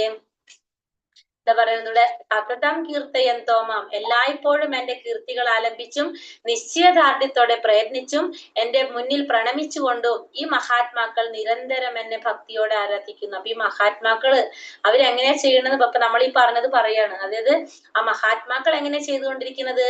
സതതം കീർത്തയന്തോ മാം, എപ്പോഴും എന്റെ കീർത്തികൾ ആലപിച്ചുകൊണ്ടും ദൃഢാവൃത്തഃ, അതായത് നിശ്ചയദാർഢ്യത്തോടെ പ്രയത്നിച്ചുകൊണ്ടും നമസ്യന്തശ്ച മാം ഭക്ത്യ, എങ്ങനെ ചെയ്യണത്? ഭഗവാന്റെ മുന്നിൽ പ്രണമിച്ചുകൊണ്ടും നിത്യയുക്ത ഉപാസത, ഈ ഭക്തന്മാര്, ഈ മഹാത്മാക്കള് നിരന്തരം എന്നെ ഭക്തിയോടുകൂടി ആരാധിക്കുന്നു. അപ്പൊ ഭഗവാന് ഈ മഹാത്മാക്കള് എന്താ ചെയ്യണത്? എപ്പോഴും ഭഗവാന്റെ കീർത്തികൾ ആലപിച്ചുകൊണ്ടിരിക്കും, ഭഗവാനെ കുറിച്ച് കീർത്തിച്ചുകൊണ്ടേയിരിക്കും. പിന്നെ ഭഗവാൻ നിശ്ചയദാർഢ്യത്തോടെ പ്രയത്നിച്ചുകൊണ്ടിരിക്കും, ഭഗവാന്റെ മുന്നിൽ പ്രണമിച്ചുകൊണ്ടിരിക്കും. അങ്ങനെ നിരന്തരം ഭക്തിയോടുകൂടി മഹാത്മാക്കള് ഭഗവാനെ ആരാധിച്ചുകൊണ്ടിരിക്കുകയാണ്. എങ്ങനെയാണ് അവർ ചെയ്യുന്നത്? അപ്പൊ എങ്ങനെയാണ് ഭഗവാനെ പറയുന്നത്? ഇപ്പൊ നമ്മള് മഹാത്മാക്കൾ എപ്പോഴും ഭഗവാനെ കീർത്തിച്ചുകൊണ്ടിരിക്കുകയാണ്, ഭഗവാന്റെ മുന്നിൽ പ്രണമിച്ചുകൊണ്ടിരിക്കും. പിന്നെ അവര് നിശ്ചയദാർഢ്യത്തോടെ ഭഗവാന് വേണ്ടിയിട്ട് പ്രയത്നിച്ചുകൊണ്ടിരിക്കുക. അങ്ങനെയാണ് ഈ മഹാത്മാക്കള് നിരന്തരം ഭക്തിയോടുകൂടി ഭഗവാനെ ആരാധിക്കുന്നത്. പിതാഹമസ്യ ജഗതോ മാതാ ധാതാ പിതാമഹഃ വേദ്യം പവിത്രമോങ്കാരം ഋക്സാമായജുരേവ ച. ലോകത്തിന്റെ അമ്മയും അച്ഛനും രക്ഷകനും പിതാമഹനും ഞാൻ തന്നെ. അറിയേണ്ടതും പവിത്രമാകുന്നതും പ്രണവവും ഋക്ക് സാമ യജുർവേദങ്ങളും ഞാൻ തന്നെയാണ്. ഇവിടെ എന്താ പറയണത്? ലോകത്തിന്റെ അമ്മയും അച്ഛനും രക്ഷകനും എല്ലാം ആര് തന്നെയാണ്? ഭഗവാൻ തന്നെയാണ്. അറിയേണ്ടതും എന്നെ കുറിച്ച്, ഭഗവാനെ കുറിച്ചാണ്. പവിത്രമാകുന്നതും ഭഗവാനെ കുറിച്ച് അറിയും തോറുമാണ് നമുക്ക് എന്ത് സാധിക്കുന്നത്? നമ്മൾ പവിത്രീകരിക്കപ്പെടുന്നത്. പ്രണവവും ആരാണ്? ഭഗവാനാണ്. ഋക്ക് സാമ യജുർവേദങ്ങളും എല്ലാം ആര് തന്നെ? ഭഗവാൻ തന്നെ. എല്ലാ വേദങ്ങളും നമുക്ക് എവിടെ നിന്നാണ് കിട്ടിയിരിക്കുന്നത്? ഭഗവാനിൽ നിന്നാണ് വേദങ്ങൾ വന്നിരിക്കുന്നത് അല്ലെ. ഭഗവാൻ വേദങ്ങള് ആർക്ക് പകർന്നു നൽകാണ് ചെയ്തത്?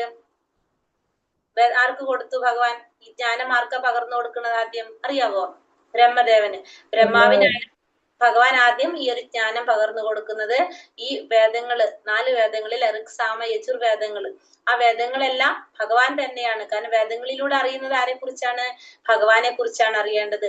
ലോകത്തിന്റെ അച്ഛനും അമ്മയും രക്ഷകനും പിതാമഹനും എല്ലാം ആര് തന്നെയാണ്? ഭഗവാൻ തന്നെയാണ്. അറിയേണ്ടതും പവിത്രമാകുന്നതും, നമുക്ക് ഭഗവാനെ കുറിച്ച് കേൾക്കും തോറും നമ്മൾ എന്തായിക്കൊണ്ടിരിക്കുകയാണ്? നമ്മൾ പരിശുദ്ധരായിക്കൊണ്ടിരിക്കുകയാണ്, നമ്മള് പവിത്രീകരിക്കപ്പെടാണ് ചെയ്യുന്നത്. അപ്പൊ എല്ലാതും ആര് തന്നെയാണ്? ഭഗവാൻ തന്നെയാണെന്ന് പറയാണ്. എല്ലാ ശക്തികളും, എല്ലാത്തിന്റെ ഉറവിടം ഭഗവാൻ തന്നെയാണ് എന്നിവിടെ ഭഗവാനിവിടെ ഈ ശ്ലോകത്തിൽ പറഞ്ഞു തരാണ്. ലക്ഷ്യവും ഭരണകർത്താവും പ്രഭുവും സാക്ഷിയും വാസസ്ഥാനവും ആശ്രയവും ഉറ്റമിത്രവും ഞാനാകുന്നു. സൃഷ്ടിയും സംഹാരവും എല്ലാറ്റിന്റെയും അടിസ്ഥാനവും ശാശ്വതമായ ബീജവും ഞാൻ തന്നെ. അപ്പൊ ലക്ഷ്യവും ആര് തന്നെ? ഭഗവാൻ തന്നെ. ഭരണകർത്താവും ഭഗവാൻ തന്നെ. പ്രഭുവും സാക്ഷിയും വാസസ്ഥാനവും ആശ്രയമാണ്, ആശയല്ല, ആശ്രയവും ഉറ്റമിത്രവും ഞാനാകുന്നു. സൃഷ്ടിയും സംഹാരവും എല്ലാറ്റിന്റെയും അടിസ്ഥാനവും ശാശ്വതമായ ബീജവും ഞാൻ തന്നെയാണ്. അപ്പൊ ഭഗവാനോട് എന്താ പറയണത്? ലക്ഷ്യം ഭഗവാനാണ്. പിന്നെ ഭരണകർത്താവ്, പ്രഭു, സാക്ഷി, എല്ലാവരുടെ വാസസ്ഥാനം, ആശ്രയം, എല്ലാവരുടെ ഉറ്റമിത്രം, ഇതെല്ലാം ആര് തന്നെയാണ്? ഭഗവാൻ തന്നെയാണെന്ന് പറഞ്ഞു. അപ്പൊ ഭഗവാന് കുറെ റോളുകൾ പറഞ്ഞല്ലോ. എല്ലാവരുടെ ലക്ഷ്യം ഭഗവാനാണ്, ഭരണത്തിന്റെ കർത്താവ് ഭഗവാനാണ്, പ്രഭു, എല്ലാത്തിനും സാക്ഷി, എല്ലാവരുടെ വാസസ്ഥാനം, ആശ്രയം, ഉറ്റമിത്രവും എല്ലാം ആര് തന്നെ? ഭഗവാൻ തന്നെയാണ്. പിന്നെ സൃഷ്ടി, സംഹാരം, എല്ലാത്തിന്റെ അടിസ്ഥാനം, ശാശ്വതമായ ബീജവും എല്ലാതും ഭഗവാൻ തന്നെ. അപ്പൊ എല്ലാതും ഭഗവാൻ തന്നെ. ഭഗവാൻ അല്ലാത്ത ഒന്നും ഇവിടെ നമുക്ക് ഈ പ്രപഞ്ചത്തിൽ കാണാനായിട്ട് സാധിക്കില്ല. എല്ലാതും ഭഗവാൻ തന്നെയാണെന്ന് ഭഗവാൻ ഇതിൽ പറഞ്ഞതാണ്. അല്ലയോ അർജുന, അല്ലയോ അർജുന, ഞാൻ ഊർജം പ്രദാനം ചെയ്യുന്നു. മഴ പെയ്യിക്കുന്നതും നിർത്തുന്നതും ഞാൻ തന്നെ. ഞാനാണ് അമൃതവും മൃത്യുവും ആത്മാവും ജഡവസ്തുവും എന്നിലാണ്. അപ്പൊ ഭഗവാൻ പറയാണ്, ഞാൻ ഊർജം പ്രദാനം ചെയ്യുന്നതും ആര് തന്നെയാണ്? ഭഗവാൻ തന്നെയാണ്. അപ്പൊ ഊർജം പ്രദാനം ചെയ്യുന്നതും ഭഗവാൻ തന്നെയാണ്. ഇപ്പൊ വൈദ്യുതിയാലും സൂര്യനാലും ചൂടും വെളിച്ചം പരത്തുന്നതും, വേനൽക്കാലത്ത് മഴ പെയ്യിക്കാതിരിക്കുന്നതും, പിന്നെ മഴക്കാലത്ത് മഴ വരുന്ന സമയത്ത് മഴക്കാലത്ത് മഴയായിട്ട് വരുന്നതും എല്ലാം ആര് തന്നെയാണ്? ഭഗവാൻ തന്നെയാണ്. പിന്നെ അമൃതവും മൃത്യുവും ആത്മാവും എല്ലാം ഞാൻ തന്നെയാണെന്ന് പറഞ്ഞപ്പോ മരണമായിട്ട് വരുന്നതും ആര് തന്നെയാണ്? മൃത്യുവായിട്ട് വരുന്നതും ഭഗവാൻ തന്നെയാണെന്ന് ഭഗവാൻ ഇവിടെ പറയാണ്. അത് മരണമില്ലാത്തൊരവസ്ഥ. അമൃതവും ആര് തന്നെ? ഭഗവാൻ തന്നെ. പിന്നെ ആത്മാവും ജഡവസ്തുവും ആരിലാണ്? എന്നിൽ തന്നെയാണ്. അപ്പൊ ഇതൊക്കെ എല്ലാതും ആരിൽ തന്നെയാണ് വരുന്നത് പറയണേ? ഭഗവാനിൽ തന്നെയാണെന്ന് പറയാണ്. ശ്യാമസുന്ദരനായിട്ട് വൃന്ദാവനത്തില് എല്ലാ ലീലകളും നടത്തിയതും ആര് തന്നെയാണ്? ഈ ഭഗവാൻ തന്നെയാണ് അതും ചെയ്തത്. അപ്പൊ എല്ലാതും ആരുടെ നിയന്ത്രണത്തിലാണ്? ഭഗവാന്റെ നിയന്ത്രണത്തിലാണ്. അപ്പൊ ഈ ഭഗവാനിൽ നിന്നാണ് എല്ലാ നടക്കുന്നതും, എല്ലാ പ്രവർത്തനങ്ങളുടെയും എല്ലാത്തിന്റെയും ആരിലാണ്? എല്ലാത്തിന്റെ ഉറവിടം ആര് തന്നെ? ഭഗവാൻ, പരമദിവ്യോത്തമ പുരുഷനായ ഭഗവാൻ ശ്രീകൃഷ്ണനാണെന്ന് ഭഗവാനോട് പറയാണ്. ആ ഭഗവാൻ തന്നെയാണ് വൃന്ദാവനത്തില് ലീലകൾ ആടിയതും ആര് തന്നെയാണ്? ഈ ഭഗവാൻ തന്നെയാണെന്നും ഭഗവാൻ പറയാണ്. സ്വർഗീയ സുഖങ്ങൾ കാക്ഷിച്ച് വേദപഠനം നടത്തുന്നവരും സോമപാനം ചെയ്യുന്നവരും മറ്റൊരു വിധത്തിൽ ഭജിക്കുന്നത് തന്നെയാകുന്നു. പാപഫലങ്ങളിൽ നിന്ന് മുക്തരായി പുണ്യലോകമായി ഇന്ദ്രന്റെ സ്വർഗത്തിൽ ജനിച്ച് അവർ ദിവ്യ സുഖങ്ങൾ അനുഭവിക്കുന്നു. അപ്പൊ സ്വർഗീയ സുഖങ്ങൾ കാക്ഷിച്ച് വേദപഠനം നടത്തുന്നതും സോമപാനം ചെയ്യുന്നതും, ഇതൊക്കെ ചെയ്യുന്നത് എന്താ പറഞ്ഞത്? യജ്ഞമാണ് ഇതൊക്കെ ഇതൊക്കെ ചെയ്യുന്നതിന്റെ ഉദ്ദേശം എന്താണ്? ഭഗവാനെ കുറിച്ച് അറിയാം അല്ലെ? വേദപഠനം നടത്തുന്നതിന്റെ ഉദ്ദേശം സോമപാനം ചെയ്യുക. ഇതൊക്കെ എന്തിനാണ് ചെയ്യുന്നത്? പുണ്യങ്ങൾ അനുഭവിക്കാൻ വേണ്ടിയിട്ട്. അപ്പൊ ഇങ്ങനെ ചെയ്യുമ്പോ മറ്റൊരു വിധത്തിൽ ഭജിക്കുന്നത് ആരെയാണ്? ഭഗവാനെ തന്നെയാണ് ഭജിക്കുന്നത്. അപ്പൊ നമ്മൾ പറഞ്ഞല്ലേ, നമ്മളിപ്പോ വേറൊരു ഇപ്പൊ സരസ്വതി ദേവിയോട് നമ്മൾ പ്രാർത്ഥിക്കുമ്പോഴും ഇൻഡയറക്ട്ലി നമ്മൾ ആരോട് തന്നെയാണ് പറയുന്നത്? അത് ദേവി ആരോടെ ഭഗവാനോട് അല്ലെ? അത് തന്നെയാണ് ഇവിടെ പറയുന്നത്. മറ്റൊരു വിധത്തിൽ ഭജിക്കുന്നത്, പുണ്യങ്ങൾ ചെയ്യാനായിട്ട് നമ്മൾ പുണ്യഫലങ്ങൾ അനുഭവിക്കണമെങ്കിൽ അതിന് ബന്ധപ്പെട്ട് ഭഗവാൻ ഓരോരുത്തർക്കും ഈ ഭൗതിക ലോകത്തില് ഭഗവാൻ എന്താ വെച്ചാൽ ഭഗവാനാണ് എല്ലാത്തിന്റെയും നിയന്താവ്. പക്ഷെ എന്നിരുന്നാലും ഭഗവാൻ ഓരോരുത്തർക്കും ഓരോ ഡ്യൂട്ടി നിയോഗിച്ചു കൊടുത്തിട്ടുണ്ട്. നമ്മള് ഈ ഭൗതിക ലോകത്തില് നമുക്ക് ജീവിക്കാൻ വേണ്ടിയിട്ട് നമുക്ക് വേണ്ട കാര്യങ്ങള് ഏർപ്പാടാക്കി തരുന്നതാണ് ആരുടെ ഉത്തരവാദിത്തം?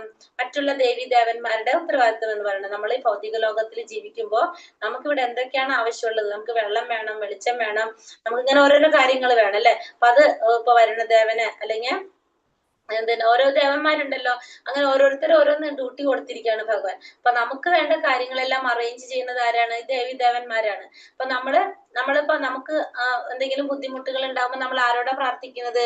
ഈ ദേവന്മാരോടായിരിക്കും നമ്മൾ പ്രാർത്ഥിക്കുന്നത്. പക്ഷെ ഒരു തരത്തില് മറ്റൊരു തരത്തിൽ പറഞ്ഞാൽ എന്താണ്? അവര് ഭജിക്കുന്നത് എന്നെ തന്നെയാണ്. നമ്മളപ്പോ അവരോട് പറഞ്ഞാലും ശരിക്കും നമ്മൾ ആരോട് തന്നെ പറയുന്നത്? ഭഗവാനോടാണ് പറയുന്നത്. പാപങ്ങളിൽ നിന്ന് മുക്തരായി പുണ്യലോകമായി ഇന്ദ്രന്റെ സ്വർഗത്തിൽ ജനിച്ച് ആ ദിവ്യ സുഖങ്ങൾ അനുഭവിക്കുന്നത്. അപ്പൊ പുണ്യഫലങ്ങൾ ചെയ്യാൻ വേണ്ടിയിട്ട്, പുണ്യഫലങ്ങൾ നമ്മൾ ചെയ്യുന്നത്, പുണ്യകർമ്മങ്ങൾ ചെയ്യുന്നത് പുണ്യഫലങ്ങൾ അനുഭവിക്കാൻ വേണ്ടിയിട്ടാണ്. ആ പുണ്യഫലങ്ങൾ അനുഭവിക്കാനായിട്ട് നമ്മൾ എവിടെ പോയി ജന്മം എടുക്കണം? പുണ്യലോകത്ത്, അതായത് ഇന്ദ്രന്റെ ലോകത്തിൽ പോയിട്ട് സ്വർഗത്തിൽ ജനിച്ച് നമ്മൾ ആ ദിവ്യ സുഖങ്ങൾ മുഴുവനും നമ്മൾ ആ ചെയ്തതിന്റെ എത്ര ചെയ്തിട്ടുണ്ട്? ഇപ്പൊ 10 വരെ നമ്മൾ ചെയ്ത് കഴിഞ്ഞാൽ 10 ഫലം നമുക്ക് കിട്ടണം അല്ലെ? ആ പുണ്യഫലങ്ങൾ 10 ഫലത്തിന്റെ പുണ്യകർമ്മത്തിന്റെ ഫലം അനുഭവിക്കാനായിട്ട് നമ്മൾ ഇന്ദ്രന്റെ ലോകത്ത് പോയിട്ട് ജന്മം എടുക്കും. അതിനുശേഷം പിന്നെന്താ സംഭവിക്കുന്നത്? ഇങ്ങനെ സ്വർഗീയങ്ങളായ ഇന്ദ്രിയ സുഖങ്ങൾ ഒട്ടേറെ അനുഭവിച്ച് തങ്ങൾ ചെയ്ത പുണ്യകർമ്മങ്ങളുടെ ഫലമെല്ലാം നഷ്ടപ്പെടുമ്പോൾ അവർ ഈ നശ്വരമായി ഭൂമിയിലേക്ക് തിരിച്ചു വരുന്നു. വേദാത്രയ പ്രമാണങ്ങളിൽ ഉറച്ചു നിൽക്കുന്ന സുഖാനുഭോഗാനുഷ്ഠികൾക്ക് ജന്മമൃത്യു പരമ്പരയില്ലാതെ മറ്റൊന്നും കിട്ടാനില്ല. അപ്പൊ ഇങ്ങനെ നമ്മൾ ആ സ്വർഗീയത്തിൽ പോയിട്ട് ആ സ്വർഗസുഖങ്ങളൊക്കെ അനുഭവിച്ചതിന് ശേഷം നമ്മൾ ആ പുണ്യത്തിന്റെ ഫലം തീരുമ്പോ അല്ലെ, നമ്മൾ ആ ചെയ്തതിന്റെ ബാലൻസ് അത് കഴിഞ്ഞു കഴിയുമ്പോ പുണ്യകർമ്മത്തിന്റെ ഫലങ്ങള് നഷ്ടപ്പെട്ട് കഴിഞ്ഞത് അവസാനിക്കുമ്പോ നമ്മൾ വീണ്ടും എവിടേക്ക് വരണം? നമ്മൾ ഈ ഭൗതിക ലോകത്തിലേക്ക്, ഈ ഭൂമിയിലേക്ക്, ഭൗതിക ലോകത്തിൽ തന്നെയാണ് പുണ്യലോകം വരുന്നത് അല്ലെ. ഈ ഭൂമിയിലേക്ക് നമ്മൾ തിരിച്ചു വരണം. നമ്മൾ ഈ നശ്വരമായിട്ടുള്ള ഭൂമിയിലേക്ക് തിരിച്ചു വന്ന് പിന്നെ നമ്മൾ എന്ത് അനുഭവിച്ചുകൊണ്ടിരിക്കുകയാണ്? ജന്മമൃത്യു പരാപ്യാതി, ആ 4 ചക്രത്തിലൂടെ നമ്മൾ കടന്നു പോയിക്കൊണ്ടേയിരിക്കും. നമ്മൾ ഈ ചെയ്ത പുണ്യത്തിന്റെ ഫലങ്ങൾ നമുക്ക് അനുഭവിക്കും. പുണ്യലോകത്ത് പോയിട്ട് ആ ഫലങ്ങൾ അനുഭവിച്ചതിന് ശേഷം അത് തീരുമ്പോ നമ്മൾ വീണ്ടും എവിടെ ജന്മം എടുക്കാണ്? ഈ ഭൂലോകത്ത് വന്ന് ജന്മം എടുക്കേണ്ടതായിട്ട് വരും. നമ്മൾ ഈ ചെയ്യുന്നതിന്റെ എല്ലാത്തിന്റെയും ഫലങ്ങൾ ഇങ്ങനെ അനുഭവിക്കുന്നത് എവിടെയാണ്? ഭൂമിയിലാണ് അനുഭവിക്കുന്നത്. നമ്മൾ ഈ ഭൂമിയിൽ വന്നിട്ട് ജന്മം എടുക്കും. അതിനുശേഷം പിന്നെന്താണ്? ഭൂമിയിൽ ജന്മം വന്നെടുത്താൽ നമ്മൾ ഈ പറഞ്ഞ പോലെ ജന്മമൃത്യു ജരാവ്യാധി, അതിലൂടെ നമ്മൾ ഇങ്ങനെ കടന്നു പോയിക്കൊണ്ടിരിക്കും. അനന്യ ചിന്തയന്തോ മാം യേ ജനാ പരിപാസതേ തേഷാം നിത്യാഭിയുക്താനാം യോഗക്ഷേമം വഹാമ്യഹം. എന്റെ ദിവ്യരൂപത്തെ ധ്യാനിച്ചുകൊണ്ട് പൂർണ്ണമായ ഭക്തിയോടെ ആരാണ് എന്നെ എല്ലായ്പ്പോഴും ആരാധിക്കുന്നത് അവർക്ക് വേണ്ടുന്നതെല്ലാം ഞാൻ നൽകും, അവർക്കുള്ളതെല്ലാം ഞാൻ നിലനിർത്തുകയും ചെയ്യും. അപ്പൊ ഇവിടെ എന്താ ഭഗവാൻ പറയുന്നത്? ഭഗവാനെ നമ്മൾ ധ്യാനിക്കണം എന്നൊക്കെ നമുക്ക് പറഞ്ഞു തന്നു. നമ്മൾ ചെയ്യുന്ന പുണ്യകർമ്മങ്ങൾ ചെയ്തു കഴിഞ്ഞാൽ അതും ഇൻഡയറക്ട്ലി എന്നെ തന്നെയാണ് ധ്യാനിക്കുന്നത്. ആ പുണ്യകർമ്മത്തിന്റെ ഫലം അനുഭവിക്കാൻ നമ്മൾ പുണ്യലോകത്ത് പോകും. അതിനുശേഷം നമ്മൾ ഈ ഭൂലോകത്ത് വന്ന് വീണ്ടും ജന്മം എടുക്കും. ജന്മമൃത്യു ജരാവ്യാധി പിന്നെയും അനുഭവിച്ചുകൊണ്ടേയിരിക്കും. എന്നിട്ട് ഭഗവാൻ എന്താ പറയണത്? ആരാണോ എന്റെ ദിവ്യരൂപത്തെ ധ്യാനിച്ചുകൊണ്ട് പൂർണ്ണ ഭക്തിയോടെ എനിക്ക് എപ്പോഴും എന്നെ ആരാധിച്ചു കൊണ്ടിരിക്കുന്നത് അവർക്ക് വേണ്ടുന്നതെല്ലാം ഞാൻ നൽകും, അവർക്കുള്ളതെല്ലാം ഞാൻ നിലനിർത്തുകയും ചെയ്യും. അപ്പൊ ഭഗവാനെ ആരാധിച്ചു കൊണ്ടിരുന്നല്ലേ, ഭഗവാനെ ആരാധിച്ചു കഴിഞ്ഞാല് നമുക്ക് വേണ്ടത് ഭഗവാൻ നമുക്ക് നൽകും. നമുക്ക് എന്താണോ വേണ്ടതെന്ന് ആർക്കറിയാം? ഭഗവാൻ അറിയാം. നമുക്കാണത് അറിയാത്തത് നമുക്ക് എന്ത് വേണം എന്നുള്ളത് അല്ലെ. പക്ഷെ ഭഗവാൻ അറിയാം നമുക്ക് എന്ത് വേണം എന്നുള്ളത്. അത് നമുക്ക് ഭഗവാൻ നൽകും. നമുക്കുള്ളതെല്ലാം അവർക്കുള്ളതെല്ലാം ഭഗവാൻ നിലനിർത്തുകയും ചെയ്യും. അപ്പൊ നമുക്കുള്ളത് ഭഗവാൻ നിലനിർത്തി തരുകയും ചെയ്യും, നമുക്ക് വേണ്ടത് നമുക്ക് ഭഗവാൻ നൽകുകയും ചെയ്യും. അപ്പൊ നമ്മൾക്ക് എന്തെങ്കിലും നമ്മളെ കയ്യിൽ നിന്ന് പോയിട്ടുണ്ടെങ്കിൽ അതിന്റെ അർത്ഥം എന്താണ്? അത് നമുക്ക് വേണ്ടാത്തതായിരുന്നു എന്ന് ആർക്കറിയാം? ഭഗവാൻ അറിയാം. നമുക്കത് അറിയില്ല, പക്ഷെ ഭഗവാൻ അറിയാം. ഇപ്പൊ നമ്മളെ കയ്യിൽ നിന്ന് എന്തെങ്കിലും പോയിട്ടുണ്ടെങ്കിൽ നമുക്ക് ഇഷ്ടമുള്ളതായിരിക്കും അത്, പക്ഷെ ഭഗവാൻ അറിയാതെ നമുക്ക് വേണ്ടാത്തതാണെന്ന്. അപ്പൊ അത് ഭഗവാൻ എടുത്ത് മാറ്റും. നമുക്ക് വേണ്ടത് ഭഗവാൻ തരികയും ചെയ്യും, നമുക്കുള്ളത് ഭഗവാൻ നിലനിർത്തി തരുകയും ചെയ്യും. അപ്പൊ ഇനി നമ്മളൊന്നും ടെൻഷൻ അടിക്കേണ്ട ആവശ്യമില്ല അല്ലെ. നമുക്കിപ്പോ എന്തെങ്കിലും കാര്യങ്ങൾ നമുക്ക് കിട്ടിക്കഴിഞ്ഞാൽ അതിന്റെ അർത്ഥം എന്താണ്? ഇത് നമുക്ക് വേണ്ടതായിരുന്നു. നമ്മൾ ചിലപ്പോൾ അത് ആഗ്രഹിച്ചിട്ടുണ്ടാവില്ല, പക്ഷെ അത് വേണ്ടതായിരുന്നു, അതുകൊണ്ട് ഭഗവാൻ നമുക്ക് തന്നു. അതേപോലെ നമുക്ക് ഇഷ്ടമുള്ള ഒരു കാര്യം നമ്മളെ കയ്യിൽ നിന്ന് മാറ്റിയിട്ടുണ്ടെങ്കിൽ അതിന്റെ അർത്ഥം എന്താണ്? അത് നമുക്ക് വേണ്ടാത്തതായിരുന്നു എന്ന് ഭഗവാൻ അറിയാം. അതുകൊണ്ട് ഭഗവാൻ അത് എടുത്തു മാറ്റി. പിന്നെ നമുക്ക് ആവശ്യമുള്ളത് ഭഗവാൻ നമുക്ക് നിലനിർത്തി തരികയും ചെയ്യും. നല്ലൊരു ശ്ലോകമാണല്ലോ അത്. അതായത് നമുക്ക് എന്താ പറയുന്നത് ഇവിടെ? ഭഗവാൻ നമുക്ക് ഭക്തി ചെയ്യാൻ ഒരു മനസ്സിലൊരു ഇഷ്ടം വരും. നമുക്ക് മനസ്സിലാകാണ് ഭഗവാൻ ആരാധിക്കുന്നത് കൊണ്ട് നമുക്ക് യാതൊരു പ്രോബ്ലം ഇല്ല. നമ്മളെ നാട്ടിൽ പറയാറുണ്ട്, കേട്ടിട്ടുള്ളതാണ്, എനിക്കറിയില്ലത്. ഭഗവാൻ എന്താണ്? ഓടക്കുള്ളിൽ വെച്ചുള്ള കൃഷ്ണൻ ഇരുന്ന് കഴിഞ്ഞാൽ ഓടക്കുള്ളിൽ ഊതിയിട്ട് നമ്മളേലുള്ള സ്വത്തും ഇതൊക്കെ പോകും. അതുകൊണ്ട് ഓടക്കുള്ളിലൊന്നും വെക്കാൻ പാടില്ല.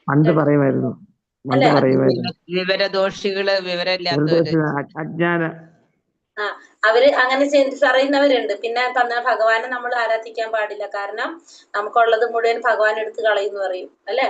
നമുക്ക് കുറെ ബുദ്ധിമുട്ടുകൾ കഷ്ടതകൾ തരും ഭഗവാൻ എന്ന് പറയും. ഇതും കേട്ടിട്ടുണ്ട് നമ്മളെ നാട്ടിൽ പറഞ്ഞിട്ട്. പക്ഷെ എങ്ങനെയാണ് പറയുന്നത്? നമുക്ക് വേണ്ടത് ഭഗവാൻ നമുക്ക് തരും എന്ന് പറയണം. നമുക്ക് എന്താണോ വേണ്ടത്, കാരണം നമ്മളുള്ളിൽ ഭഗവാൻ ഇരിക്കുന്നുണ്ട്. നമ്മളുള്ളിൽ ആരാ ഉള്ളത്? നമുക്കറിയില്ല എന്ത് വേണമെന്നുള്ളത്. നമ്മളിപ്പോ ഭഗവാനോട് പ്രാർത്ഥിക്കും, പക്ഷെ നമുക്കത് കിട്ടിയില്ല വെച്ചാൽ അതിന്റെ അർത്ഥം എന്താണ്? അത് നമുക്ക് വേണ്ടാത്തതായിരുന്നു. പക്ഷെ നമുക്ക് ഈ ഭക്തി പ്രാക്ടീസ് ചെയ്യുന്നവർക്ക് അത് മനസ്സിലാക്കാൻ സാധിക്കും. ഇപ്പൊ നമ്മൾ എന്തെങ്കിലും ഒരു കാര്യം ഭഗവാനോട് പ്രാർത്ഥിക്കുകയാണ്, നമ്മൾ വിചാരിക്കുകയാണെന്ന് വിചാരിക്കും, നമുക്കിപ്പോ എന്തെങ്കിലും ഒരു കാര്യം വേണം, അല്ലെങ്കിൽ നമുക്കത് എന്തെങ്കിലും ഇപ്പൊ ആർക്കെങ്കിലും വേണ്ടിയിട്ടായാലും നമ്മൾ പ്രാർത്ഥിക്കുകയാണ്. പക്ഷെ നമുക്കത് നടന്നില്ലെങ്കിൽ നമുക്ക് തോന്നും നമ്മൾ ഇത്രയും ചെയ്തിട്ട് ഭഗവാൻ നമുക്കത് നടത്തി തന്നില്ലല്ലോ, നമ്മൾ പ്രയാസം ചിന്തിക്കും, സ്വാഭാവികമാണ്. പക്ഷെ അത് കഴിഞ്ഞിട്ട് നമ്മളെ മുന്നിൽ തന്നെ അത് കാണിച്ചു തരും. അത് നമ്മൾ തന്നെ പറയും, അയ്യോ അത് നടക്കാഞ്ഞത് എത്ര നന്നായിന്ന്. സംഭവം ഉണ്ടാവാറില്ല പലർക്കും അങ്ങനത്തെ അനുഭവങ്ങള്. എന്തുകൊണ്ടാണത്? നമ്മൾ ആ സമയത്ത് നമ്മളത് ആഗ്രഹിച്ചു, നമുക്കത് വേണം, നമ്മൾ ഭഗവാനോട് പറഞ്ഞു ഭഗവാൻ എനിക്കത് വേണം, അല്ലെങ്കിൽ അവർക്കത് ചെയ്തു കൊടുക്കും ഭഗവാനെ, നമ്മൾ പ്രാർത്ഥിക്കും ഭഗവാന്റെ അടുത്ത്. പക്ഷെ അത് നടന്നില്ല, നമ്മൾ പ്രാർത്ഥിച്ചിട്ട് ആ കാര്യം നടന്നില്ല. അപ്പൊ നമുക്ക് പ്രയാസം തോന്നും, നമ്മൾ ഇത്രയും പറഞ്ഞിട്ട് ഭഗവാൻ ആ കാര്യം നടത്തി തന്നില്ലല്ലോ എന്നൊക്കെ നമ്മൾ ചിന്തിക്കും. പക്ഷെ ചിലപ്പോ കുറച്ച് ദിവസം കഴിയുമ്പോഴോ കുറച്ച് നാൾ കഴിയുമ്പോഴോ നമുക്ക് നമ്മൾ വിചാരിക്കും, നമ്മൾ തന്നെ പറയും ചിലപ്പോ ആ കാര്യം നടക്കാനും നന്നായി, അങ്ങനെയാണെങ്കിൽ എന്തൊക്കെ പ്രശ്നം ഉണ്ടായിരുന്നു. ചിലപ്പോ അങ്ങനത്തെ സംഭവം ഉണ്ടായിട്ടില്ല, എല്ലാവർക്കും ഉണ്ടായിട്ടുണ്ട് അങ്ങനത്തെ. അപ്പൊ അത് ഭഗവാനാണ്, അതെ, നമുക്കാണ് അറിയാത്തത് നമുക്ക് എന്താണ് വേണ്ടതെന്നുള്ളത് അല്ലെ. ഭഗവാൻ അറിയാം അത് ഇവർക്ക് കൊടുത്താൽ പ്രശ്നമാണ്, അത് ചെയ്തു തരില്ല. അപ്പൊ നമുക്ക് ആ സമയത്ത് ചെറുതായിട്ട് നമുക്ക് വിഷമം തോന്നിയെങ്കിലും പിന്നീട് നമുക്ക് മനസ്സിലാക്കും ഭഗവാൻ നമുക്ക് ചെയ്യാത്തരാഞ്ഞത് നന്നായി നമ്മൾ പറയും. അപ്പൊ അതാണ് നമ്മൾ എപ്പോഴും ഭഗവാനിൽ വിശ്വസിക്കുക. അപ്പൊ നമുക്ക് നമ്മളുടെ ആ ഒരു കാര്യങ്ങളെല്ലാം കറക്റ്റ് ആയിട്ട് നമുക്ക് വരുന്ന ഓരോ സംഭവങ്ങളും നമുക്ക് നല്ലതിന് വേണ്ടിയിട്ടാണ് ഭഗവാൻ ചെയ്യുന്നത്. അത് നമുക്ക് പിന്നീട് മനസ്സിലാകും. ആ സമയത്ത് നമുക്ക് പ്രയാസമായിരിക്കും, നമ്മൾ ഈ ഭൗതിക ലോകത്തിൽ ജീവിക്കുന്നത് കൊണ്ട് തന്നെ നമ്മൾ ആ ശാരീരിക ബോധത്തിലാണ് നമ്മൾ ഇരിക്കുന്നത്. അപ്പൊ അതുകൊണ്ട് നമുക്ക് പല പ്രശ്നങ്ങളും നമ്മളെ ചുറ്റും ഉള്ളവർക്കും മറ്റുള്ളവർക്കൊക്കെ ഉണ്ടാകുമ്പോൾ നമുക്ക് വിഷമങ്ങൾ തോന്നും. പക്ഷെ പിന്നീട് നമുക്കത് മനസ്സിലാക്കാൻ സാധിക്കും, നമുക്ക് വേണ്ടിയിട്ടാണ് ഭഗവാൻ ഓരോ കാര്യങ്ങൾ ചെയ്യുന്നത്. നമുക്ക് തോന്നും ഇത്രയും ആളുകളിടയിൽ നമ്മളെ ചേർത്ത് പിടിച്ചുകൊണ്ട്, നമ്മൾ നല്ല തിരക്കുള്ള ഒരു സ്ഥലത്ത് നമ്മൾ പോകാണ്, പക്ഷെ അവിടെ ഇത്രയും തിരക്കുണ്ടെങ്കിലും നമുക്ക് തോന്നും നമ്മളെ കയ്യിൽ ചേർത്ത് പിടിച്ചു കൊണ്ടുപോകാണ് ഭഗവാൻ. കാരണം അങ്ങനത്തെ നമുക്ക് പല അനുഭവങ്ങൾ എല്ലാവർക്കും ഉണ്ട്. ഭഗവാന്റെ നാമം ജപിച്ച് നമ്മളിത് അറ്റൻഡ് ചെയ്തുകൊണ്ടിരിക്കുന്നതോ നിങ്ങൾക്കും അത് ഫീൽ ചെയ്തുകൊണ്ടിരിക്കും പലർക്കും. നമ്മൾ ഗുരുവായൂർ അമ്പലത്തിലൊക്കെ പോകുമ്പോ ഞാൻ കേട്ടിട്ടുണ്ട്, ആദ്യം നമ്മൾ ക്ലാസ്സുകളിൽ ഇരിക്കുന്നവര് ആദ്യം പോകുമ്പോ ഭയങ്കര തിരക്കാണ്, നമുക്ക് കാണാൻ പറ്റില്ല, നമുക്ക് ഒട്ടും തിരക്കി കൂടെ ഇങ്ങനെ തള്ളി പോയിട്ട് കണ്ടില്ല എന്നുള്ള രീതിയിൽ പോരുന്നു. പക്ഷെ ഇപ്പൊ അവര് പറയുന്നത് കേട്ടിട്ടുണ്ട്, നാമം ജപിച്ചു തുടങ്ങിയതിന് ശേഷം അമ്പലത്തിൽ പോയി കഴിഞ്ഞാൽ എത്ര തിരക്കുണ്ടെങ്കിലും നമുക്ക് നന്നായിട്ട് ഭഗവാന്റെ ദർശനം എടുക്കാൻ സാധിക്കും. കാരണം എന്തുകൊണ്ടാണ് നമുക്കത് സംഭവിക്കുന്നത്? നമ്മൾ പറഞ്ഞു ഇത്രയും തിരക്കുണ്ടെങ്കിൽ ഭഗവാന്റെ നാമം ജപിച്ചുകൊണ്ടിരിക്കുമ്പോ ചിലപ്പോ അന്നും ഇന്നും വ്യത്യാസമൊന്നും ഉണ്ടാവില്ല, പക്ഷെ നമ്മളെ മനസ്സിൽ എന്ത് വരാണ്, നമുക്കൊരു സംതൃപ്തി കിട്ടണം, നമുക്കൊരു സന്തോഷം അവിടെ അനുഭവിക്കാൻ സാധിക്കാണ്. അപ്പൊ ചിലപ്പോ നമുക്ക് നമ്മളുടെ ഒരു ഭാവനയായിരിക്കാം, നമ്മളുടെ ഇതായിരിക്കും, പക്ഷെ എന്നാലും അവിടെ എന്താ സംഭവിക്കുന്നത്, ആ ഭക്തന് സന്തോഷം അവിടെ കിട്ടാണ് അല്ലെ. ഇന്നലെ നമ്മൾ പോയപ്പോ നമുക്ക് ആ സന്തോഷം ഉണ്ടായിരുന്നില്ല, പക്ഷെ ഇന്ന് നമ്മൾ പോകുമ്പോ നമുക്ക് ആ സന്തോഷം കിട്ടുന്ന വെച്ചാൽ അത് ആ നാമജപത്തിൽ നമ്മൾ അറിയാതെ നമുക്ക് ആ സന്തോഷം അവിടെ വരാണ് ചെയ്യുന്നത്. അതാണ് ഭഗവാൻ നമ്മളെ ചേർത്ത് പിടിക്കാണ്. ഇത്രയും തിരക്കുണ്ടെങ്കിലും നമ്മൾ ഓരോരുത്തരെയും ഭഗവാൻ ചേർത്ത് പിടിച്ചു കൊണ്ടുപോകാണ്. അത് നമുക്ക് മനസ്സിലാക്കാൻ ഓരോരുത്തർക്കും പല രീതിയിൽ അത് അനുഭവിക്കാനായിട്ട് സാധിക്കും, ഫീൽ ചെയ്യാനായിട്ട് സാധിക്കും. നമ്മൾ വിചാരിക്കും എനിക്ക് മാത്രം പ്രശ്നമുള്ളൂ, അവർക്കൊക്കെ എന്തൊരു സുഖാണെന്ന് വിചാരിക്കും. സത്യത്തിൽ നമുക്ക് ഒരു പ്രോബ്ലം ഇല്ല. കാരണം എന്താണ്, നമ്മുടെ കൂടെ ഭഗവാനുണ്ട്. നമ്മൾ നാമം ജപിച്ചുകൊണ്ടിരിക്കുമ്പോ നമുക്ക് ഒന്നിനെ കുറിച്ചും ടെൻഷൻ അടിക്കേണ്ട ആവശ്യമില്ല. കാരണം ഭഗവാന്റെ നാമാണ് നമ്മൾ എപ്പോഴും ചെയ്യുന്നത്, ഭഗവാനെയാണ് എപ്പോഴും വിളിച്ചുകൊണ്ടിരിക്കുന്നത്. ഭഗവാൻ നമ്മുടെ കൂടെ ഉണ്ടാവും എപ്പോഴും. ദേവതാ ഭക്ത്യാ യജന്തെ ശ്രദ്ധയാന്വിതാഃ തേപി മാമേവ കൗന്ദേയ യജന്ത്യാ വിധിപൂർവകം. മറ്റു ദേവന്മാരുടെ ഭക്തന്മാരും വിശ്വാസപൂർവം അവരെ ഉപാസിക്കുന്നവരും വാസ്തവത്തിൽ എന്നെ തന്നെയാണ് ഉപാസിക്കുന്നത്. കുന്തിപുത്ര, എന്നാൽ അവരങ്ങനെ ചെയ്യുന്നത് വിധിപ്രകാരമല്ല. നമ്മൾ ഇതിന് പറഞ്ഞല്ലേ, സരസ്വതിദേവിയുടെ ഉദാഹരണം പറഞ്ഞു തന്നെ എടുക്കാം. അപ്പൊ നമ്മൾ എന്താ പറഞ്ഞ, നമുക്ക് ഡയറക്റ്റ് മീഡിയേറ്റർ ആവശ്യമില്ല, നമുക്ക് നേരിട്ട് ഭഗവാനോട് ചെയ്യാന്ന് പറഞ്ഞു. അത് എന്നോട് പറയണത് മറ്റു ദേവന്മാരുടെ ഭക്തന്മാരും വിശ്വാസപൂർവ്വം ഉപാസിക്കുന്നവരും ആരെ തന്നെയാണ് ഉപാസിക്കുന്നത്, ഭഗവാനെ തന്നെയാണ് ഉപാസിക്കുന്നത്. പക്ഷെ അവരാ ചെയ്യുന്നത് എങ്ങനെയാണ്, അത് വിധിപ്രകാരമല്ല എന്ന് പറയാണ്. കാരണം അവിടെ ഭഗവാനോട് നേരിട്ട് നമുക്ക് പറയാം, നമുക്ക് അവിടെ ആര് വേണ്ട, നമുക്ക് അവിടെ ഒരു മീഡിയേറ്റർ ആവശ്യമില്ല. നമ്മളിപ്പോ ദേവീനെ വെച്ചിട്ട് പറഞ്ഞു, നമുക്ക് ജ്ഞാനം നേടണമെങ്കിൽ, വിദ്യ നേടണമെങ്കിൽ നമുക്ക് ദേവിയോട് പറഞ്ഞു, ദേവി ചെന്ന് ഭഗവാനോട് പെർമിഷൻ ചോദിച്ച് തിരിച്ച് പെർമിഷൻ കിട്ടി ദേവി നമുക്ക് തരുന്നതിലും നല്ലത് നമുക്ക് ഡയറക്റ്റ് ഭഗവാനോട് പറയാം. അവിടെ ഒരു മീഡിയേറ്റർ ആവശ്യമില്ല. അതാണ് പറയുന്നത്, അങ്ങനെ ചെയ്യുന്നത് വിധിപ്രകാരമല്ല. അപ്പൊ നമ്മളൊരു ദേവിയുടെ ത്രൂ അല്ലെങ്കിൽ മറ്റുള്ള ദേവന്മാരുടെ ത്രൂ അവരെ പ്രാർത്ഥിക്കുന്നത് അത് ശരിക്കും വിധിപ്രകാരമല്ല. എല്ലാവരും ഉപാസിക്കുന്നത് ആരെ തന്നെയാണ്, ഭഗവാനെ തന്നെയാണ്. പക്ഷെ ആ വാസ്തവത്തിൽ ചെയ്യുന്നത് ഭഗവാനെ തന്നെയാണ്. പക്ഷെ അങ്ങനെ ചെയ്യുന്നത് വിധിപ്രകാരമല്ല എന്നാണ് ഭഗവാൻ പറയുന്നത്. യാന്തി ദേവാവ്രതാ ദേവാൻ പിത്രൻ യാന്തി പിതൃവ്രതഃ ഭൂതാനി യാന്തി മുക്തേച്ഛ യാന്തി മത്യാജിനോപിമാം. എന്തുകൊണ്ടാണ് ഭഗവാൻ അങ്ങനെ പറയുന്നത്? കാരണം നമ്മളൊക്കെ എവിടെ നിന്ന് വന്നവരാണ്, ഭഗവാന്റെ ലോകത്തു നിന്ന് വന്നവരാണ് അല്ലെ. നമുക്ക് തിരിച്ചെവിടേക്ക് തന്നെയാണ് പോകേണ്ടത്, ഭഗവാന്റെ അടുത്തേക്ക് തന്നെയാണ് പോകേണ്ടത് അല്ലെ. പക്ഷെ ദേവന്മാരെ ആരാധിക്കുന്നവർ എവിടേക്കാ പോകാ? ദേവന്മാരോടൊപ്പമാണ് ജനിക്കുന്നത്.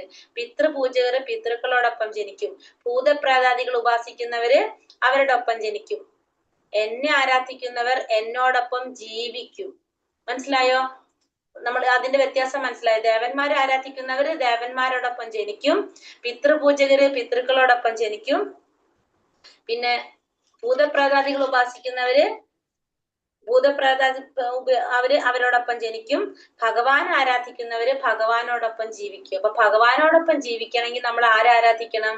ഭഗവാനെ ആരാധിക്കണം. മറ്റുള്ള ദേവീ ദേവന്മാരെ ആരാധിച്ചു കഴിഞ്ഞാൽ നമ്മൾ എവിടേക്കാ പോണത്? അവരുടെ ലോകത്തേക്കാണ് പോകേണ്ടത്. നമുക്ക് പോകേണ്ടത് എവിടേക്കാണ്? ഭഗവാന്റെ ലോകത്തേക്കാണ് നമുക്ക് പോകേണ്ടത്, അല്ലെ? അപ്പൊ അതാണ് ഇവിടെ കഴിഞ്ഞ ശ്ലോകത്തിൽ നമ്മളോട് പറഞ്ഞെന്താണ്? മറ്റുള്ള ദേവീ ദേവന്മാരെ ആരാധിക്കുന്നത് വിധിപൂർവകമല്ല, അവിധിപൂർവം എന്നാ പറയണത്. ആ ശ്ലോകത്തില് അവിധിപൂർവകമാണ്. അവരെ ആരാധിക്കുന്നത് വിധിപൂർവകമല്ല എന്ന് പറയുന്നു. എന്താ കാരണം വരുന്നത്? അവരെ ആരാധിച്ചു കഴിഞ്ഞാൽ അവരുടെ ലോകത്തേക്കാണ് നമുക്ക് പോകേണ്ടി വരുന്നത്. നമുക്ക് പക്ഷെ പോകേണ്ടത് എവിടേക്കാണ്? ഭഗവാന്റെ അടുത്തേക്കാണ് പോകേണ്ടത്. ഭഗവാന്റെ അടുത്തേക്ക് പോകണമെങ്കിൽ നമ്മൾ ആരാധിക്കണം? ഭഗവാൻ ആരാധിക്കണം. അതല്ലെങ്കിൽ നമ്മൾ എവിടെ തന്നെയാണ്? ഈ ഭൗതിക ലോകത്തിൽ തന്നെ നമ്മൾ കറങ്ങിക്കൊണ്ടിരിക്കണം. നമ്മൾ ആ ജയിലിനെ പറ്റി പറഞ്ഞല്ലേ? ജയില് 5ാമത്തെ റൂമിലിരിക്കുന്ന ദേവന്മാരും 7ാമത്തതിലിരിക്കുന്ന നമ്മൾ 7ൽ 5ലേക്ക് കടക്കാനാണ് നമ്മൾ നോക്കുന്നത്, അല്ലെ? പക്ഷെ നമുക്ക് പോകേണ്ടത് എവിടേക്കാണ്? ഇതിന്റെ പുറത്തേക്കാണ് നമുക്ക് കടക്കേണ്ടത്. ആ പുറത്തേക്ക് കടക്കണമെങ്കിൽ നമ്മൾ ആരോട് തന്നെ പറയണം? ഭഗവാനോട്. അതാണ് നമുക്ക് മനസ്സിലാക്കേണ്ടത്. അത് ദേവന്മാരെ ആരാധിക്കുന്നത് വിധിപൂർവകമല്ല എന്ന് പറയാൻ കാരണം, ദേവന്മാരെ ആരാധിച്ചു കഴിഞ്ഞാൽ നമുക്ക് ദേവലോകത്തേക്കേ പോകാൻ പറ്റുള്ളൂ. അപ്പൊ നമ്മൾ ഈ ഭൗതിക ലോകത്തിൽ തന്നെയാണ് കറങ്ങുന്നത്. അപ്പൊ നമുക്ക് അതിന്റെ പുറത്തേക്ക് കടക്കണമെങ്കിൽ നമ്മൾ ആരെ ആരാധിക്കണം? ഭഗവാനെ തന്നെ ആരാധിക്കണം. എങ്കിൽ മാത്രമേ ഭഗവാന്റെ ഒപ്പം ജീവിക്കാൻ പറ്റുള്ളൂ. ഭഗവാന്റെ നമ്മൾ ആഗ്രഹപ്രകാരം നമ്മൾ ഏത് രീതിയിലാണ് ഭഗവാന് സേവനം ചെയ്യാൻ ആഗ്രഹിക്കുന്നത്, ആ രീതിയിൽ ഭഗവാനെ സേവനം ചെയ്ത് നമുക്ക് ഭഗവാന്റെ ഒപ്പം ജീവിക്കാൻ സാധിക്കും. മറ്റുള്ള ദേവന്മാരെ ആരാധിച്ചു കഴിഞ്ഞാൽ അവരുടെ ലോകത്ത് പോയിട്ട് നമ്മൾ ജനിക്കുകയാണ് ചെയ്യുന്നത്. ഇനി എങ്ങനെയാണ് ഭഗവാൻ ആരാധിക്കുന്നത്? ഭഗവാൻ എന്താ പറഞ്ഞത്? പത്രം പുഷ്പം ഫലം തോയം യോമേ ഭക്ത്യാ പ്രയച്ഛതി തദഹം ഭക്തി ബഹൃത അശ്നാമി പ്രയതാത്മനഃ. സ്നേഹത്തോടും ഭക്തിയോടും കൂടി എനിക്ക് ഒരാൾ അർപ്പിക്കുന്നത് എന്തും, ഇലയോ പൂവോ ഫലമോ ജലമോ എന്തുമാകട്ടെ ഞാനത് സ്വീകരിക്കും. സ്നേഹത്തോടും ഭക്തിയോടും കൂടി ഒരാൾ എനിക്ക് അർപ്പിക്കുന്നത് എന്തും, അതെന്തായാലും, ഇലയായാലും പൂവായാലും ഫലമായാലും ജലമായാലും. ഇല എന്ന് പറയുന്നത് തുളസിയിലയാണ്, പൂക്കള്, പിന്നെ ഫലങ്ങൾ അല്ലെ, ഫ്രൂട്ട്സ്, പിന്നെ ജലം. പത്രം പുഷ്പം ഫലം തോയം. തോയം എന്ന് വെച്ചാൽ വെള്ളാണ്. ജലം എന്തായാലും അത് ഭഗവാൻ സ്വീകരിക്കും. അത് എങ്ങനെ സമർപ്പിക്കണം? സ്നേഹത്തോടും ഭക്തിയോടും കൂടി. സ്നേഹത്തോടും ഭക്തിയോടും കൂടി ഭഗവാൻ എന്ത് സമർപ്പിച്ചാലും ഭഗവാൻ അത് സ്വീകരിക്കുമെന്ന് ഭഗവാനോട് പറയണം. സ്നേഹത്തോടും ഭക്തിയോടും കൂടി ആയിരിക്കണം ഭഗവാൻ അത് സമർപ്പിക്കേണ്ടത്. അങ്ങനെ ചെയ്യുന്നത്, അതായത് എല്ലാവർക്കും ചെയ്യാൻ പറ്റുന്ന കാര്യമാണ് ഭഗവാൻ ഈ പറഞ്ഞിരിക്കുന്നത്. അല്ലാതെ ഭഗവാന് ഗോൾഡന്റെ പ്ലേറ്റില് ഭക്ഷണം കൊടുക്കണമെന്നോ അതല്ലെങ്കിൽ അങ്ങനത്തെ രീതിയിലുള്ള ഭയങ്കരമായിട്ടുള്ള അങ്ങനത്തെ ഭക്ഷണങ്ങൾ വേണമെന്നൊന്നല്ല ഭഗവാൻ പറഞ്ഞിരിക്കുന്നത്. എന്താ പറഞ്ഞിരിക്കുന്നത്? പത്രം പുഷ്പം ഇതില്ലാത്തൊരു വീട് പോലും ഉണ്ടാവില്ല, അല്ലെ? തുളസി ഇല്ലാത്തൊരു വീട് ഉണ്ടാവില്ല. അതുപോലെ തന്നെ പുഷ്പം നമ്മുടെ വീട്ടില് തന്നെ ഉണ്ടാവും, പൂക്കള്. പിന്നെന്താണ്? ഫലങ്ങൾ. ഇപ്പൊ ഒന്നും ഇല്ലെങ്കിൽ ഒരു പഴം, എല്ലാവരുടെ വീട്ടിൽ എന്തുണ്ടാവും? പഴം ഉണ്ടാവും. നമ്മളൊക്കെ വീട്ടില് വാഴ ഉണ്ടാവും, പഴം ഉണ്ടാവും, ഒക്കെ ഉണ്ടാവും, അല്ലെ? പിന്നെ ജലം, വെള്ളം. ഈ 4 കാര്യങ്ങളാണ് ഭഗവാൻ പറഞ്ഞിരിക്കുന്നത്. ഇത് എനിക്ക് എങ്ങനെ തരണം എന്നാ പറഞ്ഞത്? സ്നേഹത്തോടും ഭക്തിയോടും കൂടി. സ്നേഹത്തോടും ഭക്തിയോടും കൂടി എനിക്ക് സമർപ്പിക്കുന്നത്, ഇലയായാലും പൂവായാലും ജലമായാലും ഫലമായാലും അത് ഞാൻ സ്വീകരിക്കും. അപ്പൊ ഭഗവാന് സമർപ്പിക്കാം. പക്ഷെ എങ്ങനെയായിരിക്കണം കൊടുക്കേണ്ടത്? സ്നേഹത്തോടും ഭക്തിയോടും കൂടി ആയിരിക്കണം ഭഗവാൻ അത് കൊടുക്കേണ്ടത്. ആ ഒരു ഭാവം, നമ്മളെ ഒരു ഭാവം എപ്പോഴും സ്നേഹം അല്ലെങ്കിൽ ഭക്തി അതുണ്ടായിരിക്കണം നമുക്ക്. അങ്ങനെ നമ്മൾ സമർപ്പിച്ചു കഴിഞ്ഞാൽ ഭഗവാൻ അത് സ്വീകരിക്കും എന്ന് പറയുന്നത്. ഇപ്പൊ നമ്മൾ ഇവിടെ ഇസ്കോൺ ക്ഷേത്രങ്ങളില് ഭഗവാന് നിവേദ്യം അർപ്പിക്കുന്ന ഒരു രീതിയാണ് നമ്മൾ ഈ കാണുന്നത്. നമ്മൾ എന്തൊക്കെയാണ് നമ്മൾ കഴിക്കാൻ ഉണ്ടാക്കുന്നത് അത് മുഴുവനും ഭഗവാന് സമർപ്പിച്ചതിന് ശേഷം ഭഗവാന്റെ കാരുണ്യമാണ് നമ്മൾ സ്വീകരിക്കുന്നത്. ഭഗവാനെ സമർപ്പിച്ചിട്ട് നമ്മളത് തിരിച്ചെടുക്കുകയാണ് ചെയ്യുന്നത്. നമ്മൾ ഇതിനു മുന്നേ നമ്മൾ കണ്ടിരുന്നു, അല്ലെ? 3ാമത്തെ അധ്യായത്തിലോ നമ്മളത് കണ്ടിട്ടുണ്ടായിരുന്നു. അപ്പൊ നമ്മൾ എങ്ങനെ ചെയ്യണം? എല്ലാതും ഭഗവാനെ സമർപ്പിച്ച് അതിനുശേഷം നമ്മളത് സ്വീകരിക്കും. അപ്പൊ പത്രം, പുഷ്പം, ശലം, തോയ, അപ്പൊ എല്ലാം നമുക്ക് കൊടുക്കാനായിട്ട് സാധിക്കും. ഇപ്പൊ നമ്മളെ വീട്ടില് പക്ഷെ എങ്ങനെയാണ് നോൺ വെജ് ഒക്കെ ഉണ്ടാക്കുകയാണെങ്കിൽ നമുക്കത് ബുദ്ധിമുട്ടായിരിക്കും. അപ്പൊ നമ്മൾ എന്ത് ചെയ്യാ, വെള്ളം വെക്കാൻ സാധിക്കും നമുക്ക്. പിന്നെ അതുപോലെ തന്നെ പൂക്കൾ അർപ്പിക്കാൻ സാധിക്കും. പിന്നെ ഫലങ്ങൾ, നമുക്കിപ്പോ പഴമൊക്കെ മേടിച്ചിട്ട് വന്നു കഴിഞ്ഞാല് പഴം ഭഗവാൻ ഓഫർ ചെയ്യാം. അപ്പൊ പുതിയ പ്ലേറ്റ്, നമ്മൾ ഉപയോഗിക്കുന്ന പാത്രം നമുക്ക് കൊടുക്കാൻ സാധിക്കില്ല, കാരണം ഭഗവാൻ സ്പെഷ്യൽ ആണ്. ഇപ്പൊ നമ്മളെ വീട്ടില് ഒരു അതിഥി വന്നിരിക്കും, നമുക്ക് വിശേഷപ്പെട്ട ഒരു അതിഥി വന്നു കഴിഞ്ഞാല് നമ്മൾ എന്താ ചെയ്യാ, നമ്മൾ ഏറ്റവും നന്നായിട്ട് എന്തൊക്കെ ചെയ്ത് കൊടുക്കാൻ പറ്റും അതൊക്കെ നമ്മൾ അവർക്ക് ചെയ്തു കൊടുക്കും അല്ലെ. അല്ലാതെ നമ്മൾ സാധാരണ ഉണ്ടാക്കിയ ചോറും കറിയായിരിക്കും കൊടുക്കുന്നുണ്ടാവുക. അപ്പൊ നമ്മൾ അവർക്ക് വേണ്ടിയിട്ട് എന്തെങ്കിലും സ്പെഷ്യൽ ഉണ്ടാക്കും, നമുക്ക് ഇഷ്ടമുള്ള അല്ലെങ്കിൽ നമുക്ക് അവർക്ക് കൊടുക്കാനായിട്ട് ആഗ്രഹമുള്ള എന്തെങ്കിലും കൂടി ഉണ്ടാക്കിയിട്ടായിരിക്കും നമ്മൾ അവർക്ക് ഭക്ഷണം കൊടുക്കുന്നുണ്ടാവുക അല്ലെ. അങ്ങനെയല്ലേ നമ്മൾ ചെയ്യെല്ലാവരും. അപ്പൊ അതേപോലെ തന്നെ ഭഗവാൻ എങ്ങനെയാണ്, ഭഗവാൻ ഈ പ്രപഞ്ചത്തിന്റെ നാഥനാണ്. അപ്പൊ ഭഗവാനേക്കാളും വിശേഷപ്പെട്ട ഒരു വ്യക്തി ഇല്ല. ഏറ്റവും ടോപ്പിൽ നിൽക്കുന്നത് ആരാണ്, ഭഗവാനാണ്. അപ്പൊ ആ ഭഗവാൻ നമ്മളെ വീട്ടിൽ വന്നു എന്ന് വിചാരിക്കുക, അപ്പൊ നമ്മൾ എന്താ ചെയ്യാ, നമ്മളപ്പൊ തന്നെ ബോധം കിട്ടിവിടില്ല എല്ലാവരും. ഏറ്റവും ഇഷ്ടപ്പെട്ടത് നമസ്കരിക്കുക ആദ്യം. ഓ വളരെ എന്ത് വരാന ഈശ്വര കൃഷ്ണ ഗുരുവായൂരപ്പ അതൊക്കെ ആഗ്രഹിക്കാൻ പറ്റും. നമ്മള് വിചാരിക്കുക നമ്മളെ വീട്ടില് ഭഗവാൻ വരണം, നമ്മൾ അതിന് വിചാരിക്കുന്ന വെച്ചാൽ നമ്മൾ ചെയ്യാണ്, നമ്മൾ ഭഗവാനെ കൊണ്ടുവരാണ് നമ്മളെ വീട്ടില്. എങ്ങനെയാ നമുക്ക് കൊണ്ടുവരാൻ സാധിക്കുക ഭഗവാനെ, നാമജപത്തിൽ കൂടെ, സ്നേഹത്തോടെ, ഭക്തിയോടെ സ്നേഹത്തോടെ നമുക്ക് നമ്മളെ വീട്ടിലേക്ക് ഭഗവാനെ കൊണ്ടുവരാനായിട്ട് സാധിക്കും. നമ്മുടെ ഓരോരുത്തരുടെ വീട്ടിലേക്കും നമുക്ക് ഭഗവാനെ കൊണ്ടുവരാനായിട്ട് സാധിക്കും. ഭഗവാനെ കൊണ്ടുവന്നു കഴിഞ്ഞാൽ നമുക്ക് ഭഗവാൻ എന്ത് കൊടുക്കാം, നമുക്ക് വെള്ളം കൊടുക്കാം അല്ലെ. പത്രം, പുഷ്പം, ഫലം, തോയം, തുളസി. തുളസി എന്തായാലും ഉണ്ടാവുമല്ലോ, ഭഗവാൻ ഏറ്റവും പ്രിയപ്പെട്ടതാണ് തുളസി, ഭക്തി ദേവിയാണത്. നമുക്ക് ഭക്തി, കൃഷ്ണഭക്തി തരുന്നത് ആരാണ്, തുളസി റാണിയാണ്. എന്നും ഭഗവാന് തുളസി അർപ്പിക്കാം. നമുക്ക് കുടിക്കാനായിട്ട് ഒരു ചെറിയൊരു ഗ്ലാസ് മേടിച്ചു കഴിഞ്ഞാൽ ഭഗവാന് സ്പെഷ്യൽ ഒരു ഗ്ലാസ്സിൽ നമുക്ക് വെള്ളം വെക്കാം. പിന്നെ അതുപോലെ തന്നെ ഫലങ്ങൾ, നമുക്ക് ഫ്രൂട്ട്സ്, ഇപ്പൊ പഴം ആയിക്കോട്ടെ, ഇപ്പൊ ആപ്പിളൊക്കെ വെക്കുകയാണെങ്കിൽ നമുക്കത് പുതിയ കത്തിയാണെങ്കിൽ നമുക്കത് കുഴപ്പമില്ല, അല്ലെങ്കിൽ നമ്മളത് ഉപയോഗിക്കുന്ന കത്തിയാണെങ്കിൽ നമുക്ക് അങ്ങനെ തന്നെ കഴുകി വൃത്തിയാക്കിയിട്ട്, ഇപ്പൊ ഒരു പ്ലേറ്റ് ഇല്ലെങ്കിൽ നമുക്ക് എന്ത് ചെയ്യും, ഒരു വാഴല കീറിയിട്ട് വാഴലിൽ വെക്കാം. ആ വാഴലിൽ വെക്കുമ്പോ ആ ഫ്രൂട്ട്സ് വെക്കുമ്പോ അതിന്റെ മുകളിൽ എന്തും കൂടി വെക്കണം, ഒരു തുളസിയിലയും കൂടി നമ്മൾ ഇടണം. തുളസിയിലയും കൂടി ഇട്ടിട്ട് ഹരേ കൃഷ്ണ മഹാമന്ത്രം ചൊല്ലിയിട്ട് നമുക്ക് ഭഗവാന് സമർപ്പിക്കാം. നമ്മൾ ആഗ്രഹിക്കുകയാണ്, നമുക്ക് എന്താ ചെയ്യാ, നമ്മളിപ്പോ അമ്പലത്തിൽ പോയിട്ട് പാൽപ്പായസം കഴിക്കുന്നതിന് പകരം, ഇപ്പൊ നോൺ വെജ് ഒന്നും ഉണ്ടാക്കാത്ത വീടാണെങ്കിൽ അമ്പലത്തിൽ പോയിട്ട് നമ്മൾ പാൽപ്പായസം വഴിപാട് കൊടുക്കണ നേരം നമുക്ക് വീട്ടിൽ ഭഗവാന് പായസം ഉണ്ടാക്കി കൊടുക്കാം. ഇതൊക്കെ നമ്മൾ ഭഗവാന് ചെയ്യുന്ന സേവനാണ്. അപ്പൊ ഭഗവാൻ നമ്മളെ വീട്ടിലേക്ക് എന്തായാലും വരും. അപ്പൊ അല്ലെ, നമ്മളെ ഒരു ഭക്തി ഭാവമാണത്. അപ്പൊ നമ്മൾക്ക് ഭഗവാൻ ഏത് രീതിയിലും നമുക്ക് എന്ത് ചെയ്യാൻ സാധിക്കാണ്, നമുക്ക് നമ്മളെ വീടെന്ന് തന്നെ പറയാൻ പറ്റില്ല. ഇതൊക്കെ ആരുടെ, എല്ലാതും ആരുടെയാണ്, ഭഗവാൻ. നമ്മള് ഇവിടെ ഒരു വാടകക്കാരായിട്ട് നിൽക്കുന്നു മാത്രമേ ഉള്ളൂ, നമുക്കല്ലാണ്ട് ഇതിൽ യാതൊരു പ്രോബ്ലം. ഹരേ കൃഷ്ണ മാതാജി, ഹരേ കൃഷ്ണ. ഒരു സംശയം, ഈ നോൺ വെജിന്റെ പറഞ്ഞില്ലേ, നോൺ വെജ് അപ്പൊ നമ്മള് ഫലങ്ങള് വെക്കണതിന് കുഴപ്പമില്ല? ഇല്ല, ഫലങ്ങൾ വെക്കാം. നമ്മൾ മേടിച്ചുകൊണ്ട് വന്നിട്ട് കഴുകിയിട്ട് ഒരു വാഴയില പ്ലേറ്റ് എടുക്കണ്ട, കാരണം നമ്മൾ ഉപയോഗിച്ച പാത്രങ്ങളിൽ നമ്മൾ ഉപയോഗിക്കാൻ പാടില്ലല്ലോ. അപ്പൊ നമ്മൾ എന്ത് ചെയ്യാ, വാഴലെടുത്തിട്ട് രാവിലെ കുളിച്ച് വന്നിട്ട്, കാരണം അപ്പൊ നമ്മൾ ഇതൊന്നും കഴിച്ചിട്ടുണ്ടാവില്ല, രാവിലെ തന്നെ ആകുമ്പോ കുളിച്ച് വന്നിട്ട് ഭഗവാന് ഓഫർ ചെയ്യാം. ഇത് വെക്കുക. പായസമൊക്കെ നേരിക്കണത് നമ്മൾ നോൺ വെജ് വെക്കാൻ പാടില്ല അല്ലെ? പറ്റില്ല. പായസമൊക്കെ ഉണ്ടാക്കുകയാണെങ്കിൽ നമുക്ക് നോൺ വെജ് ഉണ്ടാക്കുന്ന വീട്ടില് പറ്റുണ്ടാവില്ല.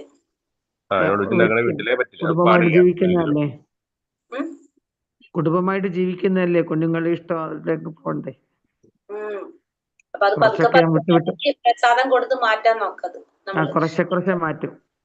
അതിന് നമുക്ക് പെട്ടെന്ന് മാറ്റാൻ പറ്റില്ല, കാരണം വെച്ചിട്ടുണ്ടെങ്കിൽ അത് ഭയങ്കര ഒരു ബുദ്ധിമുട്ടാണ്. അപ്പൊ നമുക്ക് അവർക്ക് മനസ്സിലാക്കി കൊടുക്കണം. അപ്പൊ എന്ന് വെച്ചിട്ടുണ്ടെങ്കിൽ എന്റെ മക്കൾ ഉപയോഗിക്കത്തില്ല. ഭഗവാന്റെ കഥകളും ഇങ്ങനത്തെ കാര്യങ്ങളൊക്കെ പറഞ്ഞു കൊടുക്കുക. നമ്മളെ പോലെ തന്നെ ഭഗവാൻ സൃഷ്ടിച്ചതാണ് ഈ ജീവാത്മാക്കളെയൊക്കെ. അങ്ങനെ കൊച്ചു കുട്ടികളുടെ മനസ്സിൽ അത് പറഞ്ഞു കൊടുത്തു കഴിഞ്ഞാൽ അവർക്ക് മനസ്സിലാവും. അപ്പൊ അത് അവര് തന്നെ മാറും. പക്ഷെ നമ്മൾ അതിന് പിന്നെ ഏറ്റവും എളുപ്പത്തിൽ നമുക്ക് ചെയ്യാൻ സാധിക്കുന്നത് ഭഗവാന്റെ നാമം ജപിപ്പിക്കുക, അവരെ കൊണ്ട് പ്രസാദം കഴിപ്പിക്കുക. നമുക്ക് വെള്ളം ഓഫർ ചെയ്തിട്ട്, ഞാൻ പറഞ്ഞില്ല, കുടിക്കുന്ന വെള്ളത്തിൽ ആ വെള്ളം മിക്സ് ചെയ്തിട്ട് വെള്ളം കുടിക്കാൻ എടുക്കുക, എല്ലാവർക്കും ജ്യൂസ് ഉണ്ടാക്കി കൊടുക്കുക എല്ലാവർക്കും ആ വെള്ളം. അതല്ല, ഇപ്പൊ നമ്മളിപ്പോ ഫ്രൂട്ട്സ് മേടിച്ചിട്ട് ഇപ്പൊ പഴം ഓഫർ ചെയ്തതിനു ശേഷം ആ പഴം എല്ലാവർക്കും കഴിക്കാൻ കൊടുക്കുക. അപ്പൊ എന്താണ്, നമ്മൾ പ്രസാദം കഴിക്കുകയാണ് എല്ലാവരും. ആ പ്രസാദം, നമ്മളെ നാവാണല്ലോ ഈ നമ്മളെ കൊണ്ട് ആ നോൺ വെജും കഴിക്കുന്നത്, നമ്മൾ നാവുമ്പിൽ തന്നെയല്ലേ. നമ്മൾ നാമം ജപിക്കാണ്, ഭഗവാന്റെ പ്രസാദം കഴിച്ചുകൊണ്ടിരിക്കുകയാണെങ്കിൽ നമ്മളെ അറിയാതെ തന്നെ നമ്മൾ ആ നോൺ വെജ് നിർത്തിപ്പോകും.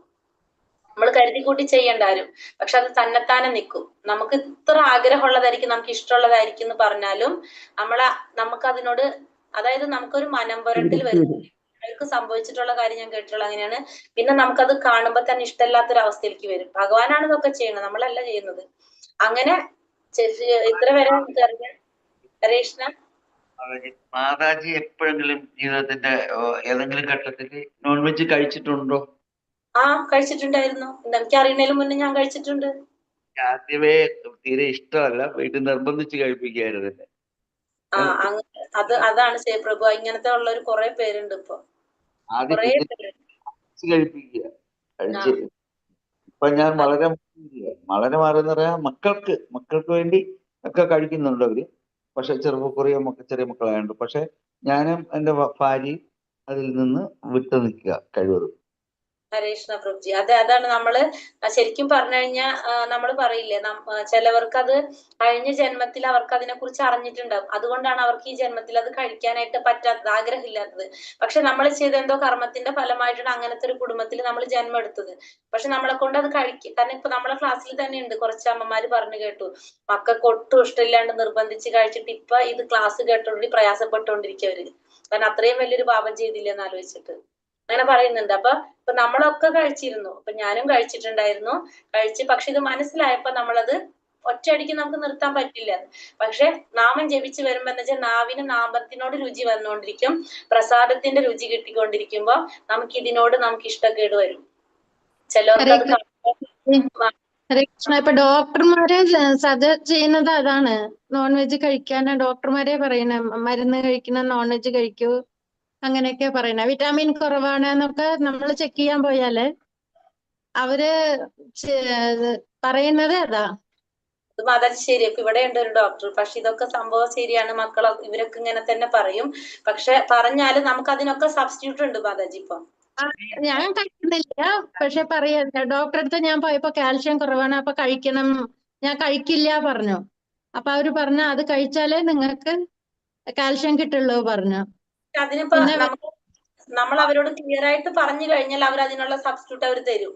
നമ്മൾ ശരിക്കും പറയണ പറ്റില്ല, കഴിക്കുന്നില്ല, നോൺ വെജ് ഒന്നും കഴിക്കുന്നില്ല. പക്ഷെ അവര് പറയുന്നത്, പക്ഷെ അവരങ്ങനെ പറഞ്ഞാൽ അവരെന്ന് വെച്ചാൽ ഇപ്പൊ ജനറലി നമ്മളിവിടെ ഒരു 99% പേര് നോൺ വെജ് കഴിക്കുന്നവരാ കേരളത്തില്, അല്ലെ? അപ്പൊ അവര് സ്വാഭാവികമായിട്ടും എല്ലാവരോടും പറയുന്നത് നോൺ വെജ് കഴിക്കണം എന്നുള്ളത്. നമ്മൾക്ക് ഫസ്റ്റ് പറഞ്ഞത് എന്താണ്, ഇങ്ങനത്തെ കാര്യങ്ങൾ കഴിക്കാൻ തന്നെ പറയാം. അപ്പൊ നമ്മളിപ്പോ ഭയങ്കര വീക്കായിട്ട് നമ്മൾ ചെന്നപ്പോ B12 കുറഞ്ഞു. അപ്പൊ അവരെന്താ പറയാ, B12 കുറഞ്ഞു കഴിഞ്ഞാൽ പറയും ഇങ്ങനത്തെ സംഭവങ്ങൾ കഴിക്കാനല്ലേ പറയുന്നത്, ചെയ്യുന്നത്. പക്ഷെ നമ്മൾ പറയാണ് ഞാനത് കഴിക്കില്ല, എനിക്കിത് കഴിക്കാൻ പറ്റില്ല, ഞങ്ങൾ കഴിക്കാറില്ല എന്ന് പറഞ്ഞാൽ അവര് അടുത്തത് പറഞ്ഞു അതിന് പറ്റിയ സംഭവം എന്താന്ന് വെച്ചാൽ അവർ എഴുതും നമുക്ക്. അപ്പൊ സ്വാഭാവികമായിട്ട് അവർ ചെയ്യും നമുക്ക് അതിന് പറ്റിയ. ഇപ്പൊ B12 ഒന്നില്ലെങ്കിൽ ഇഞ്ചക്ഷൻ എടുക്കാനോ അതല്ലെങ്കിൽ മെഡിസിൻ എന്താന്ന് വെച്ചിട്ടുണ്ടെങ്കിൽ അവര് അതെന്താന്ന് വെച്ചിട്ടുണ്ടെങ്കിൽ. പക്ഷെ നമുക്ക് പറ്റില്ല എന്ന് ഉറപ്പ് പറയുമ്പോഴാണ് അത് അവർ ചെയ്യുന്നത്. ഫസ്റ്റ് അവർ പറയുന്നത് എളുപ്പത്തിൽ ചെയ്യാൻ സാധിക്കുന്നത് ഇതാണ്, അപ്പൊ അത് ചെയ്തോളാൻ പറയും. എനിക്ക് ഇവിടെ ഡോക്ടറാണ് മോള്, അപ്പൊ അതുകൊണ്ട് ഇവരൊക്കെ ഇങ്ങനെ തന്നെയാണ് ചെയ്യുക, നമുക്കറിയാത്. പക്ഷെ ഇപ്പൊ ഇവിടെ കഴിക്കില്ല, കാരണം അവർ കഴിക്കാത്ത കാരണം കൊണ്ട് അവർക്ക് അറിയാം ഇതിനിങ്ങനെ ചെയ്താൽ മതി എന്നുള്ളത്. പക്ഷെ നമ്മൾ എന്ത് ചെയ്യാം, ഇത് തന്നെ ഫസ്റ്റ് നമ്മളോട് പറയുന്നത് ഇത് ഇങ്ങനെയായിരിക്കും. അപ്പൊ പക്ഷെ ഒറ്റയടിക്ക് നമ്മൾ നിർത്തി കഴിയുമ്പോ നമുക്ക് ബുദ്ധിമുട്ടുണ്ടാവുമല്ലോ ഇങ്ങനെ. അതുകൊണ്ട് നമ്മൾ പതുക്കെ ഗ്രാജുവലായിട്ട് നമ്മൾ നിർത്തി കൊണ്ടുവരണം. അങ്ങനെയാണ് നമ്മൾ ചെയ്യേണ്ടത്. ഹരേ കൃഷ്ണ. ഹരേ കൃഷ്ണ. ഹരേ കൃഷ്ണ. അപ്പൊ അതിന് തന്നെ നമ്മൾ നാമം ജപിക്കുന്നത് ഫസ്റ്റ് തന്നെ നമ്മളിത് നിർത്താനുള്ളൊരു തത്രപ്പാടുണ്ടല്ലോ, ബുദ്ധിമുട്ടുണ്ടാവും. നമ്മൾ നോൺ വെജ് നമുക്ക് പിന്നെ നിർത്താൻ ബുദ്ധിമുട്ടുള്ളത് ചായ കാപ്പിയാണ് ഏറ്റവും ബുദ്ധിമുട്ട് നിർത്താനായിട്ട്. കാരണം അല്ല, എന്നാലും ബേസിക്കലി ഞാൻ പറയണ നോൺ വെജ് പിന്നെ എനിക്ക് തോന്നുന്നു എളുപ്പത്തിൽ നിന്ന് പോകുന്നുണ്ട് എല്ലാവരുടെയും. പക്ഷെ ചായ നിർത്താൻ ഭയങ്കര പാടാണ്. എല്ലാ ക്ലാസ്സിലും എല്ലാവരും പറയുന്ന ഒരു കാര്യം അതാണ്, ചായ കാപ്പി ഇത് രണ്ടും. ചായ മസ്റ്റാ മാതാജി. കാലത്ത് എണീറ്റതും ചായ കുടിച്ചില്ലെങ്കിൽ ഒരു തലവേദന. തലവേദന, അതാണ് വിഷയം അല്ലെ. നമ്മൾ അതിന് അഡിക്റ്റ് ആയിട്ട് മാറി. അതാണ് നമുക്ക് സംഭവിക്കുന്നത്. ചായയാണ് എല്ലാവർക്കും പ്രശ്നം ഉണ്ടാക്കുന്നത്. പിന്നെ നമ്മളത് പതുക്കെ അത് മാറ്റിക്കൊണ്ടുവരുമ്പോ തന്നെ ശരിയാവും. പക്ഷെ ഇത്തിരി സമയം എടുക്കും. നമ്മൾ ഒറ്റയടിക്ക് ആരും ചെയ്യണമെന്നല്ല പറയണത്. ഈ അധ്യായത്തിൽ വന്നത് കൊണ്ട് ഞാനിത് പറഞ്ഞെന്ന് മാത്രമേ ഉള്ളൂ. പക്ഷെ നമ്മളെ മനസ്സിലുണ്ടാവുക, നമ്മൾ അതിന് ചെയ്യേണ്ടത് നാമജപം മാത്രമാണ്. നമുക്ക് ഇതിനുള്ള മരുന്ന് നാമാണ്. നമ്മള് എല്ലാ അസുഖത്തിനും പാരസിറ്റമോൾ പ്രിസ്ക്രൈബ് ചെയ്യണ പോലെ അല്ലെ ഡോക്ടേഴ്സ്, കുറെ അസുഖങ്ങൾക്ക് പാരസിറ്റമോൾ കൊടുക്കണ പോലെ ഇതിനൊക്കെ ഉള്ള മരുന്ന് നമുക്ക് എന്താണ്, നാമജപം. നാമജപത്തിൽ കൂടെ നമ്മൾ പോലും അറിയാതെ ഭഗവാൻ മാറ്റും. ഭഗവാന് ചെയ്യാൻ പറ്റാത്തതായിട്ട് വല്ലതുണ്ടോ? നമ്മളൊന്ന് ചെറുതായിട്ട് ഭഗവാനൊന്ന് വിളിച്ചുകൊണ്ട് തുടങ്ങിയാൽ മതി, പിന്നെ ഭഗവാൻ ഏറ്റെടുക്കും നമ്മളെ മൊത്തത്തില്. പിന്നെ ഭഗവാൻ നമ്മളെ നമ്മളെ ഉള്ളിൽ ഇരിക്കുന്ന ഭഗവാൻ അറിയാം എന്തൊക്കെ ചെയ്യണമെന്ന്. പതുക്കെ പതുക്കെ ഓരോന്നോരോന്നായിട്ട് ഭഗവാൻ മാറ്റിക്കൊണ്ടിരിക്കും. കുറച്ച് സ്ഥലം കൊടുത്താൽ മതി ഭഗവാനവിടെ, ബാക്കി ഭഗവാനെ കയറി അവിടെ റെഡിയാക്കിക്കോളും. നമ്മള് കഥ കേട്ടിട്ടില്ലേ ഭഗവാന്റെ? എവിടെയാണ് നമ്മള് ബദ്രിനാഥില് അല്ലെ? ബദ്രിയില് ഭഗവാൻ ശരിക്കും അവിടെ ആരായിരുന്നു ആദ്യം നിന്നത്? മഹാദേവൻ അല്ലേ? ഭഗവാൻ അവിടെ ചെന്നിട്ട് കുറച്ച് സ്ഥലം ചോദിച്ചതാണ് ഒന്ന് റെസ്റ്റ് ചെയ്യാൻ വേണ്ടിയിട്ട് അല്ലേ? അത് കഴിഞ്ഞിട്ട് മഹാദേവനും പാർവതി ദേവിയും കുളിക്കാനായിട്ട് പോയിട്ട് തിരിച്ചു വരുമ്പോ എന്ത് ചെയ്ത് ആ ഗുഹ അടച്ചിട്ട് പറഞ്ഞു ഇത് എന്റെയാണ്, നിങ്ങൾ വേറെ നോക്കിക്കോളാൻ പറഞ്ഞു. ഭഗവാൻ അവിടെ ഇത്തിരി സ്ഥലം കൊടുത്തല്ലേ ഉള്ളൂ, പക്ഷെ ഭഗവാൻ എന്തായി അവിടെ ബദ്രീനാഥനായി പിന്നെ അവിടെ. പിന്നെ എന്നിട്ടാണ് മഹാദേവൻ എവിടേക്ക് പോണത്? അപ്പുറത്തേതാണ് കേദാറിലും പിന്നെ മഹാദേവൻ ഇരിക്കുന്നത്. അപ്പൊ അങ്ങനെയാണ്. ഇപ്പൊ നമ്മുടെ ഗുരുവായൂരും അങ്ങനെ തന്നെയല്ലേ? ഇപ്പൊ ശരിക്കും അവിടെ ആദ്യം ആരായിരുന്നു? മഹാദേവനായിരുന്നു അല്ലെ? മഹാദേവൻ മാറിയിട്ട് മമ്മിയൂര് പിന്നീടാണ് വരുന്നത്. ആദ്യം ഗുരുവായൂർ ആരായിരുന്നു? മഹാദേവനായിരുന്നിരുന്നത്. പക്ഷെ പിന്നെ ഗുരുവായൂര് ഭഗവാനെ അവിടെ പ്രതിഷ്ഠിക്കാനായിട്ട് സ്ഥലം കൊടുത്തിട്ട് മഹാദേവൻ അങ്ങോട്ട് മാറാണ് ചെയ്യുന്നത്. അപ്പൊ ഭഗവാൻ എപ്പോഴും അങ്ങനെയാണ്. ഇപ്പൊ നമ്മളെ വീട്ടില് ഭഗവാൻ വന്നു കഴിഞ്ഞാൽ നമുക്കറിയാം നമ്മളുടെ വീടല്ല, നമ്മൾക്ക് കാണുന്നതെല്ലാതും ഭഗവാന്റെയാണ്. നമ്മൾ വാടകക്കാരെ പോലെയാണ്, നമുക്ക് അവിടെ ഉപയോഗിക്കാന്ന് മാത്രമല്ല എല്ലാതും. നമ്മളിത് കഴിഞ്ഞു പോകുമ്പോ ഇതൊക്കെ ഇവിടെ വെച്ചിട്ട് നമ്മൾ തിരിച്ചു പോകണത്. നമ്മളുടേതായിട്ട് ഒന്നുമില്ല ഇവിടെ ഈ ലോകത്ത്.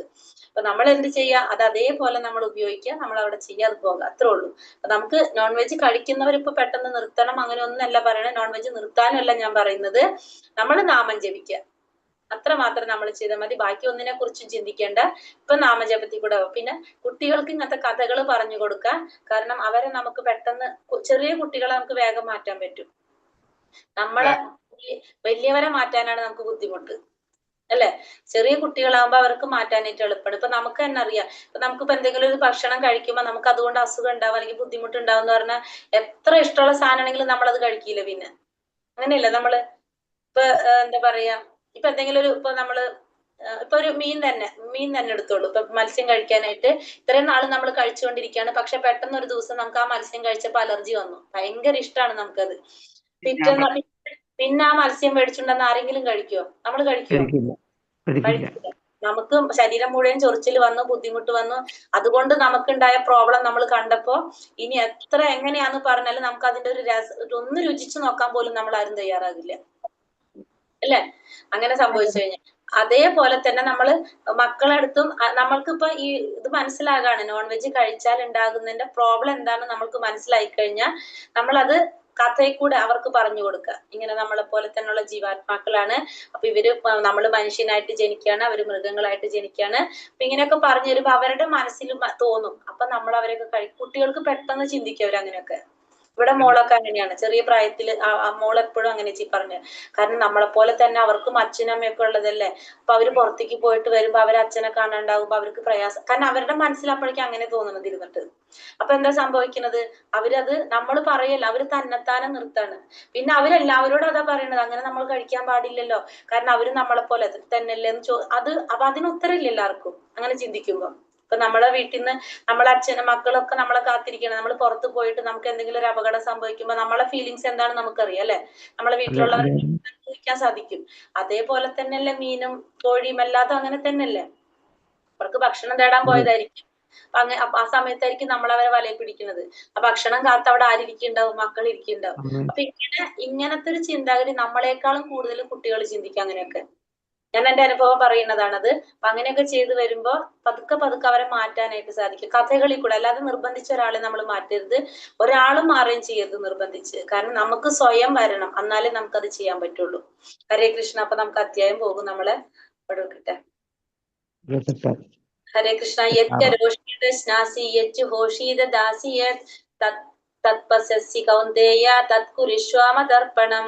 നീ എന്ത് ചെയ്യുന്നുവോ, എന്ത് നിവേദിക്കുന്നുവോ, ഭക്ഷിക്കുന്നുവോ, എന്ത് ദാനം ചെയ്യുന്നുവോ, എന്ത് തപശ്ചര്യകൾ അനുഷ്ഠിക്കുന്നുവോ, കുന്തിപുത്ര അതെല്ലാം എനിക്കായി അർപ്പിച്ചുകൊണ്ട് ചെയ്യുക. ഇവിടെ എന്താ പറഞ്ഞ, നീ എന്ത് ചെയ്യുന്നതിലും. അപ്പൊ ഭഗവാൻ ഇവിടെ നമ്മൾ ഏത് സമയത്തും ഭഗവാനെ കുറിച്ച് ഓർക്കാൻ വേണ്ടിയിട്ട് ഭഗവാൻ പറയാണ്. നമ്മൾ ഒരു സമയത്തും ഭഗവാനെ കുറിച്ച് മറക്കാതിരിക്കാനായിട്ട്. അത്രയും എല്ലാ സമയത്തും നമ്മൾ ഭഗവാനെ കുറിച്ച് ഓർക്കാൻ ഭഗവാൻ എന്താ പറഞ്ഞിരുന്നത്? നീ എന്ത് ചെയ്യുന്നുവോ, എന്ത് നിവേദിക്കുന്നുവോ, എന്ത് ഭക്ഷിക്കുന്നുവോ, എന്ത് ദാനം ചെയ്യുന്നുവോ, എന്ത് തപശ്ചര്യകൾ അനുഷ്ഠിക്കുന്നുവോ കുന്തിപുത്ര, അതെല്ലാം എനിക്കായി അർപ്പിച്ചുകൊണ്ട് ചെയ്യും. അപ്പൊ നീ ചെയ്യുന്ന എല്ലാ പ്രവർത്തികളും എനിക്കായിട്ട് അർപ്പിച്ചുകൊണ്ട് ചെയ്യുകയാണെങ്കിൽ നിനക്ക് എല്ലാ സമയത്തും എന്ത് ചെയ്യാൻ സാധിക്കും? എന്നെ ഓർക്കാനായിട്ട് സാധിക്കും അല്ലെ? നമ്മള് ഏതൊരു സമയത്തും ഭഗവാനെ കുറിച്ച് ഓർക്കാനായിട്ട് ഭഗവാൻ പറഞ്ഞിരുന്നൊരു ഷോർട്ട് കട്ട് ആണല്ലേ. നമുക്ക് എന്താണ്, നമ്മൾ എന്ത് ചെയ്യുമ്പോഴും, എന്ത് നിവേദിക്കുമ്പോഴും, എന്ത് ഭക്ഷിക്കുമ്പോഴും, എന്ത് ദാനം ചെയ്യുമ്പോഴും, എല്ലാ തപശ്ചര്യകൾ അനുഷ്ഠിക്കുക, എന്തൊക്കെ പ്രവൃത്തി നമ്മൾ ചെയ്യുന്നുണ്ടോ അപ്പൊ അതെല്ലാം ഭഗവാന് സമർപ്പിച്ചുകൊണ്ട് ചെയ്യുക. അപ്പൊ നമ്മൾ ഒരിക്കലും ഭഗവാനെ മറക്കില്ല. നമ്മുടെ ജീവിതത്തിൽ എന്നും ഭഗവാനെ നമുക്ക് ഓർക്കാൻ പറ്റും. സമ്മോഹം സർവഭൂതേഷു നമേ ദ്വേഷ്യാസ്തി ന പ്രിയഃ യേ ഭജന്തി തുമാം ഭക്ത്യാ മയി തേഷു ചാപ്യഹം. എനിക്ക് ആരോടും അസൂയയില്ല, പക്ഷാപാതവും ഇല്ല, എല്ലാത്തിനോടും സമഭാവനയാണ് എനിക്കുള്ളത്. പക്ഷേ ഭക്തി പുരസരം ആരാണോ എന്നെ സേവിക്കുന്നത് അയാൾ എന്റെ സുഹൃത്തും ഞാൻ അയാളുടെ സുഹൃത്തുമാണ്. അവൻ എന്നിൽ അധിവസിക്കുന്നു. അപ്പൊ കഴിഞ്ഞ ശ്ലോകത്തിൽ ഭഗവാൻ പറഞ്ഞു, എന്ത് നീ ചെയ്യുമ്പോഴും എന്നെ കുറിച്ച് ഓർത്ത് ചെയ്യാൻ, എപ്പോഴും എന്നെ ഓർക്കാൻ വേണ്ടിയിട്ടുള്ള കാര്യം പറഞ്ഞു. എന്നിട്ട് ഭഗവാൻ ഇവിടെ എന്താ പറയണത്?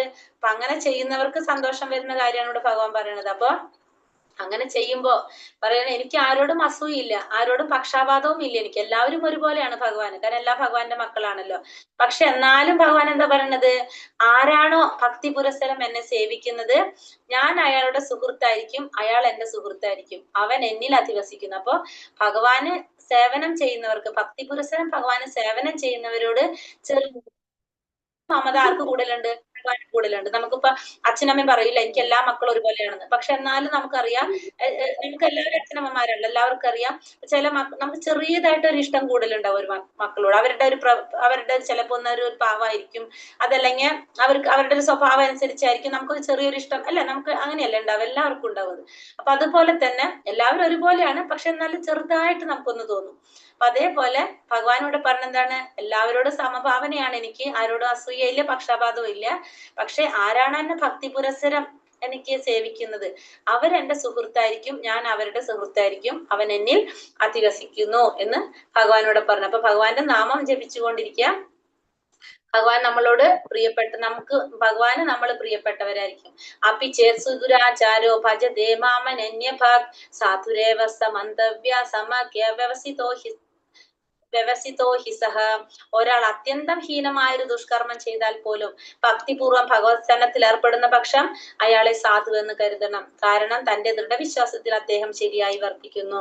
ഒരു വ്യക്തി അത്യന്തം ഹീനമായിട്ടുള്ള എന്തെങ്കിലും ദുഷ്കർമ്മം ചെയ്തു എന്ന് വിചാരിക്കൂ. ദുഷ്കർമ്മം ചെയ്താൽ പോലും ഭക്തിപൂർവ്വം ഭഗവത് സേവനത്തിൽ ഏർപ്പെടുന്ന പക്ഷം, ഭഗവാന്റെ സേവനത്തിൽ ഏർപ്പെടുന്നതാണെങ്കിൽ അയാളെ നമ്മൾ സാധുവായിട്ട് കരുതണം. അപ്പൊ ചിലപ്പോ ഒരു വ്യക്തി ഇപ്പൊ ഇന്നലെ വരെ അയാൾ എങ്ങനെയായിരിക്കും? കൊള്ളക്കാരനോ കള്ളനോ ആയിരിക്കാം. പക്ഷെ ഇന്നിപ്പോ നമ്മൾ പറഞ്ഞ ഭഗവാനെ കുറിച്ച് കേട്ടറിഞ്ഞ് ആ വ്യക്തി ഭഗവത് സേവനം ചെയ്യാൻ തുടങ്ങി നോക്കൂ. ഭഗവത് സേവനം ചെയ്യാൻ എല്ലാവർക്കും സാധിക്കില്ല.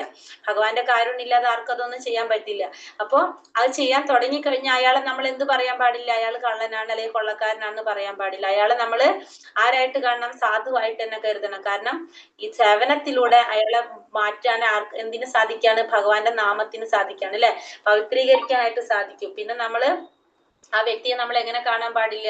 അയാൾ ഒരിക്കലും നമ്മള് അങ്ങനെയുള്ള ഒരു ദുഷ്കർമ്മം ചെയ്തൊരു വ്യക്തിയായിട്ട് നമ്മൾ ചിന്തിക്കാൻ പാടില്ല. അയാളെ സാധുവായിട്ട് നമ്മൾ കരുതണം.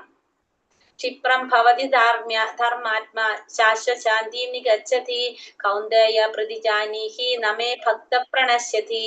അവൻ വേഗത്തിൽ ധാർമ്മികനായി തീർന്ന് ശാശ്വതമായ ശാന്തി നേടുന്നു. എന്റെ ഭക്തൻ ഒരിക്കലും നാശം സംഭവിക്കുന്നില്ലെന്ന് കുന്തിപുത്ര നീ ഉറപ്പിച്ച് പ്രഖ്യാപിക്കൂ. അപ്പൊ അവന് പെട്ടെന്ന് തന്നെ എന്തായിട്ട് തീരാണ്? ധാർമ്മികനായിട്ട് തീർന്നിട്ട് ശാശ്വതമായ ശാന്തി നേടാനായിട്ട് സാധിക്കും. എന്നിട്ട് അർജുനനോട് ഭഗവാൻ പറയാണ്, എന്റെ ഭക്തന്മാർക്ക് ഒരിക്കലും നാശം സംഭവിക്കുന്നില്ല എന്ന് നീ ഉറപ്പിച്ച് പ്രഖ്യാപിക്കൂ. ഭഗവാൻ അർജുനനെ കൊണ്ടാണ് അത് പറയിപ്പിക്കുന്നത്. എന്റെ ഭക്തന്മാർക്ക് ഒരിക്കലും നാശം സംഭവിക്കുന്നില്ല. എന്തുകൊണ്ടാണ് അത് ചെയ്യുന്നത്? ഭഗവാൻ പറഞ്ഞ വാക്ക് ചിലപ്പോ തെറ്റിക്കാം, പക്ഷെ ഭഗവാന്റെ ഭക്തൻ പറഞ്ഞ ഭഗവാൻ ഒരിക്കലും തെറ്റിക്കില്ല. കാരണം ഭഗവാന്റെ ഭക്തൻ, നമുക്കറിയാം ഹിരണ്യകശിപു അല്ലെ, ഹിരണ്യകശിപുവിനെ വധിക്കാനായിട്ട് ഭഗവാൻ എവിടെന്നാ വരുന്നത്? തൂണിന്നാ വരുന്നത്. കാരണം ഭഗവാന്റെ ഭക്തൻ പ്രഹ്ലാദൻ എന്താ പറഞ്ഞത്? നിന്റെ ഭഗവാൻ ഈ പ്രപഞ്ചത്തിൽ എല്ലാവരും ഉണ്ടെന്ന് പറഞ്ഞപ്പോ ഈ തൂണിലുണ്ടോ എന്ന് ചോദിക്കും. ഇപ്പൊ ഭക്തപ്രഹ്ലാദൻ പറഞ്ഞു തൂണിലുണ്ടെന്ന്. അപ്പൊ ഭഗവാൻ ആ ഭക്തന്റെ വാക്ക് സത്യാക്കാനായിട്ട് ഭഗവാൻ അവതരിക്കുന്നത് എവിടെ നിന്നാണ്? തൂണിൽ നിന്നാണ് അവതരിക്കുന്നത്. അപ്പൊ ഭഗവാൻ അർജുനനെ കൊണ്ടാണ് പറയിപ്പിക്കുന്നത്, എന്റെ ഭക്തന്മാർക്ക് ഒരിക്കലും നാശം സംഭവിക്കുന്നില്ല. അപ്പൊ ഒരിക്കലും ഭഗവാന്റെ ഭക്തന്മാർക്ക് ഒരിക്കലും നാശം സംഭവിക്കുന്നില്ല എന്ന് പറയാനിവിടെ. മാംഹി പാർത്ഥവിപാശ്രിത്യ യേപി സ്യൂപാപയോനയഃ ശ്രീയോ വൈശ്യസ്തഥാ ശൂദ്രാസ്തേപി യാന്തി പരാം ഗതി. പാർത്ഥ, എന്നെ ആശ്രയിക്കുന്നവർ അധമുകുലത്തിൽ പിറന്നവരോ സ്ത്രീകളോ കച്ചവടക്കാരോ ശൂദ്രരോ ആരായാലും ശരി പരമപദം പ്രാപിക്കും. അപ്പൊ ഭഗവാൻ ആശ്രയിക്കുന്നവർ ആരായാലും, അധമുകുലത്തിൽ പിറന്നവരാകാം, സ്ത്രീകളാകാം, കച്ചവടക്കാരാവാം, ശൂദ്രരാകാം, ആരായാലും എല്ലാവർക്കും, ഭഗവാൻ ആശ്രയിക്കുന്ന എല്ലാവർക്കും പരമപദം പ്രാപിക്കാനായിട്ട് സാധിക്കും. മന്മനാഭവ മത്ഭക്തോ മത്യാജീമാ നമസ്കുരു മാമൈ വൈശ്യസി യുക്തൈവ ആത്മാനം മത്പരായണഃ. എന്നിൽ മനസ്സുറപ്പിക്കുക, എന്റെ ഭക്തനാവുക, എന്നെ ആരാധിക്കുകയും പ്രണമിക്കുകയും ചെയ്യുക. എന്നിൽ തന്നെ പൂർണ്ണമായി മുഴുകിയിരിക്കുന്നത് കൊണ്ട് നീ തീർച്ചയായും എന്നെ പ്രാപിക്കും. ഭഗവാൻ എന്താ പറയണ ലാസ്റ്റ്? മന്മനാഭവ മത്ഭക്തോ, അതായത് എന്നിൽ മനസ്സുറപ്പിക്കുക, എന്റെ ഭക്തനാവുക, എന്നെ ആരാധിക്കുകയും പ്രണമിക്കുകയും ചെയ്യുക. എന്നിൽ തന്നെ പൂർണ്ണമായി മുഴുകിയിരിക്കുന്നത് കൊണ്ട് നിനക്ക് തീർച്ചയായിട്ടും എന്നെ പ്രാപിക്കാനായിട്ട് സാധിക്കും. അപ്പൊ എപ്പോഴും ഭഗവാനിൽ മനസ്സുറപ്പിക്കുക, ഭഗവാന്റെ ഭക്തനാവുക, ഭഗവാനെ ആരാധിക്കുകയും പ്രണമിക്കുകയും ചെയ്യുക. അങ്ങനെ ചെയ്തു കഴിഞ്ഞാല് ഭഗവാനിൽ തന്നെ മുഴുകിയിരിക്കുന്നത് കൊണ്ട് ഭഗവാനെ പ്രാപിക്കാൻ സാധിക്കുന്ന ഭഗവാനോട് പറഞ്ഞു തരാണ്. ഹരേ കൃഷ്ണ കൃഷ്ണ കൃഷ്ണ ഹരേ ഹരേ, ഹരേ രാമ രാമ രാമ ഹരേ ഹരേ. പഞ്ചകൽപതരൂപേശ്ച കൃപാ സിന്ധുഭ്യവച പതിതാനാം പാവനേഭ്യോ വൈഷ്ണവേഭ്യോ നമോ നമഃ. അനന്തകോടി വൈഷ്ണവവൃന്ദി കി ജയ്. ശ്രീല പ്രഭുപാദ് കി ജയ്. ഗുരുദേവ് കി ജയ്. നിതായ ഗൗരപ്രമാനന്ദേ ഹരി ഹരി ബോൾ. ഹരേ കൃഷ്ണ. എല്ലാവർക്കും നമുക്ക് ഇന്ന് ക്വസ്റ്റ്യൻസ് നോക്കാം വേഗം, സമയം പോയി കുറെ അല്ലേ ഇന്ന്. എങ്ങനെയുള്ളവർക്ക് ഹരേ കൃഷ്ണ പറഞ്ഞോ, സമയം നോക്കാം. ഞാൻ പറഞ്ഞു ഹരേ കൃഷ്ണ. എങ്ങനെയുള്ളവർക്ക് ഭഗവാനെ പ്രാപിക്കാൻ സാധിക്കില്ല എന്നാണ് ഭഗവാൻ പറയുന്നത്? ഭക്തിയുടെ സേവനത്തിൽ വിശ്വാസമില്ലാത്തവർക്ക് ഭഗവാനെ പ്രാപിക്കാനായിട്ട് സാധിക്കില്ല. ഭഗവാന്റെ രണ്ട് ശക്തികൾ ഏതൊക്കെയാണ്? ശക്തി, അന്തരംഗ ശക്തി, ദുർഗാദേവി, അന്തരംഗ ശക്തി രാധാറാണി. 13ാമത്തെ ശ്ലോകത്തില് ഭഗവാൻ എന്താ പറഞ്ഞത്? വ്യാമോഹം ബാധിക്കാത്ത വിശിഷ്ടാത്മാക്കൾ അതായത്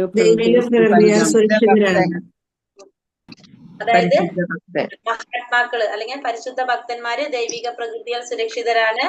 അവർക്ക് ഭഗവാനെ കുറിച്ച് അറിയുന്നത് സേവനത്തില് ഭക്തിപൂർവ്വം ഭഗവാന്റെ സേവനത്തിൽ മുഴുകിക്കൊണ്ടിരിക്കുന്നതാണ് പറയുന്നത് അല്ലെ. ഭഗവാനെ ആരാധിക്കണം എന്നാണ് ഭഗവാൻ 14ാമത്തെ ശ്ലോകത്തിൽ പറയുന്നത്. എല്ലായ്പ്പോഴും എന്റെ കൽപ്പനകൾ ആലപിച്ചും നിശ്ചയദാർഢ്യത്തോട് പ്രയത്നിച്ചുകൊണ്ടും എന്റെ മുന്നിൽ പ്രണമിച്ചുകൊണ്ടും ഈ മഹാത്മാക്കൾ എപ്പോഴും കീർത്തികൾ ആലപിക്കുക, നിശ്ചയദാർഢ്യത്തോടെ പ്രയത്നിക്കുക, പ്രണമിക്കുക. ഈ 3 കാര്യങ്ങൾ ഭഗവാന്റെ മുന്നിൽ നമ്മൾ എപ്പോഴും ചെന്നിട്ട് എന്ത് ചെയ്യണം? പ്രണമിക്കണം ഭഗവാന്. നമുക്ക് മനസ്സിലാകണം. അതായത് നമ്മൾ പ്രണമിക്കുന്നതിന്റെ മെയിൻ ആയിട്ടുള്ള ഉദ്ദേശം എന്ന് വെച്ചിട്ടുണ്ടെങ്കിൽ നമ്മുടെ ധാരണ എന്താണ്? നമ്മളെക്കാളും വലുത് വേറെ ആരുമില്ല എന്ന് നമ്മൾ ചിന്തിക്കും. പക്ഷെ ഭഗവാന്റെ മുന്നിൽ പ്രണമിക്കുമ്പോൾ നമുക്ക് മനസ്സിലാകാണ് നമ്മളെ മുകളിൽ ഒരു ശക്തി ഉണ്ടെന്ന് നമുക്ക് അറിയാനായിട്ട് സാധിക്കും. അപ്പൊ നമ്മള് ചെന്ന് സ്ത്രീകളാണെങ്കിൽ എന്താണ്? പച്ചാംഗ നമസ്കാരം ചെയ്യും, സാഷ്ടാംഗ പ്രണാമം ചെയ്യും. ജെൻസ് അല്ലെ. അപ്പൊ നമ്മൾ ചെന്നിട്ട് ഭഗവാനെ പ്രണമിക്കണം. കാരണം നമ്മളെക്കാളും വലിയൊരു ശക്തി ഉണ്ടെന്ന് നമുക്ക് മനസ്സിലാക്കാനായിട്ട്. അതിനു വേണ്ടിയിട്ട് നമ്മള് ഭഗവാനെ പ്രണമിക്കണം. 22ാമത്തെ ശ്ലോകത്തിൽ ഭഗവാൻ എന്താ പറഞ്ഞിരുന്നത്?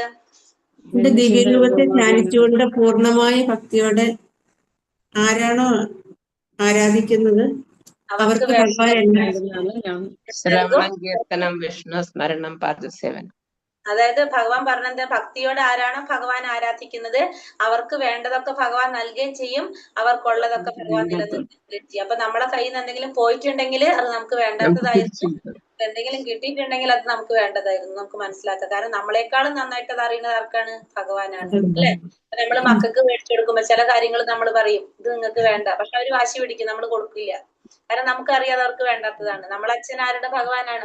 അപ്പൊ അച്ഛനറിയാം നമുക്ക് എന്ത് വേണം എന്ത് വേണ്ട എന്നുള്ളത്. നമുക്കാണ് അത് മനസ്സിലാക്കാത്തത്. നമ്മളും മക്കളും പോലെയാണ് ഭഗവാനും നമ്മളും തമ്മിൽ. അത്രേ ഉള്ളു വ്യത്യാസം അല്ലെ. 25ാമത്തെ ശ്ലോകത്തിൽ ഭഗവാൻ എന്താ പറഞ്ഞിരുന്നത്? ദേവന്മാരെ പൂജിക്കുന്നവർക്ക് ദേവലോകത്തും ദേവന്മാരെ പിതൃക്കളെ പൂജിക്കുന്നവർക്ക് പിതൃക്കളെ ഭഗവാനെ പിശാചുകളെ ആരെയാണോ പൂജിക്കുന്നവർക്ക് എന്നോടൊപ്പം ജീവിക്കാം. അതെ, ഭഗവാനെ ആരാധിക്കുന്നവര് ഭഗവാന്റെ ഒപ്പം ജീവിക്കും, ദേവന്മാരെ ആരാധിക്കുന്നവര് ദേവന്മാരുടെ അടുത്ത് ജനിക്കും, അല്ലെ? പിന്നെ പിതൃപൂജകര് പിതൃക്കളോടൊപ്പം ജനിക്കും, ഭൂതപ്രേതാദികളെ ഉപാസിക്കുന്ന അവരോടൊപ്പം ജനിക്കും. പക്ഷെ ഭഗവാൻ ആരാധിക്കുന്നവര് ഭഗവാന്റെ ഒപ്പം ജീവിക്കും. അതുകൊണ്ട് ഭഗവാൻ പറയുന്നത് ദേവന്മാരെ ആരാധിക്കുന്നവര് മൂഢന്മാരാണെന്ന്. കാരണം ദേവന്മാരെ ആരാധിച്ചു കഴിഞ്ഞാൽ എവിടേക്കാ പോകാൻ പറ്റും? നമുക്ക് ദേവലോകം വരെ പോകാൻ പറ്റും. നമ്മൾ പറഞ്ഞു 5-ന്ന് 7-ലേക്ക് മാത്രം, അത്രേ നമ്മൾക്ക് വ്യത്യാസം വരുന്നുള്ളൂ. നമുക്ക് 7-ന്ന് 5-ലേക്ക് നമുക്ക് പോകേണ്ടത് എവിടേക്കാണ്? അതിന്റെ പുറത്തേക്കാണ്. അതെ, അപ്പൊ നമ്മൾ പക്ഷെ ചിന്തിക്കണ ആരാധന വെച്ചാണ് എടുക്കുന്നത്. പക്ഷെ നമുക്ക് മനസ്സിലാക്കേണ്ടത് അതാണ്, നമുക്ക് ഇവിടുന്ന് ഗോലോക വൃന്ദാവനത്തിൽ പോകണമെങ്കിൽ നമ്മൾ ആരാധിക്കണം? ഭഗവാൻ ആരാധിക്കണം. ഭഗവാൻ എന്തെല്ലാം സമർപ്പിക്കാന്നാണ് ഭഗവാൻ പറഞ്ഞത് 26-ാമത്തെ ശ്ലോകത്തില്? പത്രം പുഷ്പം സ്നേഹത്തോടും ഭക്തിയോടും കൂടി ഇലയോ പൂവോ ഫലമോ സമർപ്പിക്കുക. ഭക്തിയോടും കൂടിയാണ് നമ്മൾ കൊടുക്കേണ്ടത്. അത് എങ്ങനെയായിരിക്കണം? പത്രം, പുഷ്പം, ഫലം, തോയം. ഇപ്പൊ നമ്മളെ വീട്ടില് നമ്മളെ ഭർത്താവ് ഭക്ഷണം കഴിക്കാൻ വന്നിരിക്കുമ്പോ നമ്മള് ചോറും കറിയും കൊണ്ടുവച്ചെടുത്ത് പോയി കഴിഞ്ഞാൽ കഴിക്കുന്നതിന് തൃപ്തി ഉണ്ടാവില്ല, അല്ലെ? നമ്മൾ എന്താണ്, മക്കളായാലും വന്നിരിക്കുമ്പോ നമ്മൾ അവരെ കൂടെ ഇരുന്നിട്ട് നമുക്ക് അവർ ഭക്ഷണം ഇട്ട് കൊടുക്കും. നമ്മൾ ചെയ്യില്ലേ? എല്ലാവരും വീട്ടിലിരിക്കുമ്പോൾ നമ്മൾ അങ്ങനെയല്ലേ കൊടുക്കുക? കാരണം അങ്ങനെ കഴിക്കുമ്പോഴാണ് നമുക്കൊരു സന്തോഷം ഉണ്ടാവുക, നമുക്കും അവർക്കും, കഴിക്കുന്നവർക്കും. അതേപോലെ തന്നെ ഭഗവാന് നമ്മൾ എന്ത് കൊടുക്കുമ്പോഴെങ്ങനെയാണ്? സ്നേഹത്തോടെ കൊടുക്കണം, അല്ലെ? നമ്മൾ സ്നേഹത്തോടെ ഭക്തിയോടെ ഭഗവാന് കൊടുക്കുമ്പോ എന്താണത്? അപ്പൊ അങ്ങനെ ചെയ്യുമ്പോ ഭഗവാൻ അത് സ്വീകരിക്കുന്നതാണ് പറയുന്നത്. നമുക്ക് എന്തോ നമുക്ക് കൊടുക്കാം, പക്ഷെ നമ്മള് ഒരു മൈനസ് പോയിന്റ് നിൽക്കുന്നത് ഇത് മാത്രമാണ്. അല്ലാത്ത നമുക്ക് ചെയ്യാൻ പറ്റുന്നതൊക്കെ നമുക്ക് ഭഗവാനെ കൊടുക്കാം. 27-ാമത്തെ ശ്ലോകത്തിൽ ഭഗവാൻ എന്താ പറഞ്ഞു തരുന്നത്? നീ എന്ത് ചെയ്യുന്നു, എന്ത് നിവേദിക്കുന്നു, ഭക്ഷിക്കുന്നു, ദാനം ചെയ്യുന്നു, അതെല്ലാം എനിക്ക് അർപ്പിക്കുക. അതായത് ഭഗവാൻ അർപ്പിച്ചുകൊണ്ട് ചെയ്യുക. ചെയ്യണം. അതായത് നമ്മൾ ഭഗവാൻ ഒരിക്കലും മറന്നു പോവാതിരിക്കാനുള്ള ഒരു ഷോർട്ട് കട്ട് പറഞ്ഞുതരാണ് നമുക്ക് ഭഗവാൻ. നീ എന്ത് ചെയ്യണം? നീ എന്ത് ചെയ്യുമ്പോഴും എന്നെ ഓർത്ത് ചെയ്യുക. അപ്പൊ അങ്ങനെയാണ് എന്നോട് പറഞ്ഞു ഭഗവാൻ എപ്പോഴും എന്നെ ഓർക്കണം. അപ്പൊ അതിനുള്ള വഴി പറയണം, നീ എന്ത് ചെയ്യുമ്പോഴും എന്നെ കുറിച്ച് ഓർത്ത് ചെയ്ത് കഴിഞ്ഞാല് പിന്നെന്താണ്? നിനക്ക് നീ എപ്പോഴും എന്നെ ഓർത്തുകൊണ്ടിരിക്കില്ല. നമ്മൾ എപ്പോഴും ഭഗവാനെ സ്മരിച്ചു, എന്ത് പ്രവർത്തിക്കുമ്പോഴും, എന്ത് ദാനം ചെയ്യുമ്പോഴും, തപശ്ചര്യകൾ അനുഷ്ഠിക്കുക, എന്തൊക്കെ ചെയ്യണ്ടോ അപ്പോഴൊക്കെ എന്നെ സ്മരിച്ചുകൊണ്ട് ചെയ്യാം. ഭഗവാനെ പ്രാപിക്കണമെങ്കിൽ എങ്ങനെ ഭഗവാനെ ആരാധിക്കണം എന്നാണ് ഭഗവാൻ പറഞ്ഞിരുന്നത്? ഭക്തിപുരസ്സരം ആരാണോ എന്നെ സേവിക്കും, ഭക്തിപുരസ്സരം ഭക്തിയോടെ ആരാധിക്കണമെന്ന്. അതായത് 34-ാമത്തെ പറയുന്നത് എങ്ങനെയാണ് പറഞ്ഞത്? എന്നിൽ മനസ്സുറപ്പിക്കുക, ഭക്തനാവുക, എന്നെ ആരാധിക്കുകയും പ്രണമിക്കുകയും ചെയ്യുക, എന്നിൽ തന്നെ പൂർണ്ണമായി മുഴുകിയിരിക്കുന്നത് കൊണ്ട് തീർച്ചയായും നിനക്ക് എന്നെ പ്രാപിക്കാനായിട്ട് സാധിക്കും എന്നാണ്. പ്രാപിക്കണമെങ്കിൽ അങ്ങനെ നമ്മൾ ചെയ്യണം. രാജവിദ്യ രാജഗുഹ്യ യോഗം എന്നതുകൊണ്ട് ഭഗവാൻ അപ്പൊ ഇവിടെ എന്താണ് അർത്ഥാക്കുന്നത്? ഇത്രയും പഠിച്ചു കഴിഞ്ഞപ്പോ എന്താ മനസ്സിലായത്? നമ്മളോട് എന്താ ഇതിൽ പറയണത്? രാജവിദ്യ വിശ്വാസം, മനസ്സുറപ്പിച്ച് അതിനൊരൊറ്റ വാക്ക് നമുക്ക് പറയാം, എന്താണ്? ഭക്തിയുത സേവനം. നമ്മള് ഭഗവാനിൽ വിശ്വാസം ഉറപ്പിച്ച് ഭഗവാന് വേണ്ടി പ്രവർത്തിക്കുക എന്നാണ് എന്താണ്? ഭക്തിയുത സേവനം, അല്ലെ? രാജവിദ്യയാണത്, രാജഗുഹ്യമാണ്, രഹസ്യങ്ങളിൽ വെച്ച് ഏറ്റവും രഹസ്യമായിട്ടുള്ളതും പിന്നെ വിദ്യകളില് ഏറ്റവും രാജവിദ്യ ആയിട്ടുള്ളതാണ് ഭക്തിയുടെ സേവനം. ഭക്തി ഭഗവാൻ എല്ലാവർക്കും കൊടുക്കില്ല. ഭക്തി കൊണ്ട് ഭഗവാനെ വിലക്ക് വാങ്ങാൻ നമുക്ക് സാധിക്കും. മുക്തി തരും ഭഗവാൻ, ഭക്തി തരാൻ പാടാ. കാരണം എന്താണ്? ഭക്തി ഉണ്ടെങ്കിൽ പിന്നെ ഭഗവാൻ അവർക്ക് വേണ്ടിട്ട് എന്തും ഭഗവാൻ ചെയ്യും, അല്ലെ? ഭക്തന്റെ ദാസനാണ് ഭഗവാൻ. ഭഗവാൻ ഇഷ്ടം എന്താണ്? ഭക്തന്മാരുടെ ദാസനായിട്ടിരിക്കാനാണ്. ഭക്തന്മാര് പറയണത് അനുസരിക്കാനാണ് ഭഗവാൻ ഇഷ്ടം. അപ്പൊ ഭക്തി പെട്ടെന്ന് കിട്ടില്ല, നമുക്ക് മുക്തി കിട്ടാം, പക്ഷെ ഭക്തി കിട്ടാൻ പാടാ. അപ്പൊ നമ്മൾ എന്ത് ചെയ്യാ? ഭക്തിയുടെ സേവനം ചെയ്തുകൊണ്ടിരിക്കുക. ഹരേ കൃഷ്ണ മഹാമന്ത്രം ജപിക്കുന്നതിന്റെ, ഹരേ കൃഷ്ണ മഹാമന്ത്രത്തിന്റെ അർത്ഥം എന്താണെന്നറിയാവോ?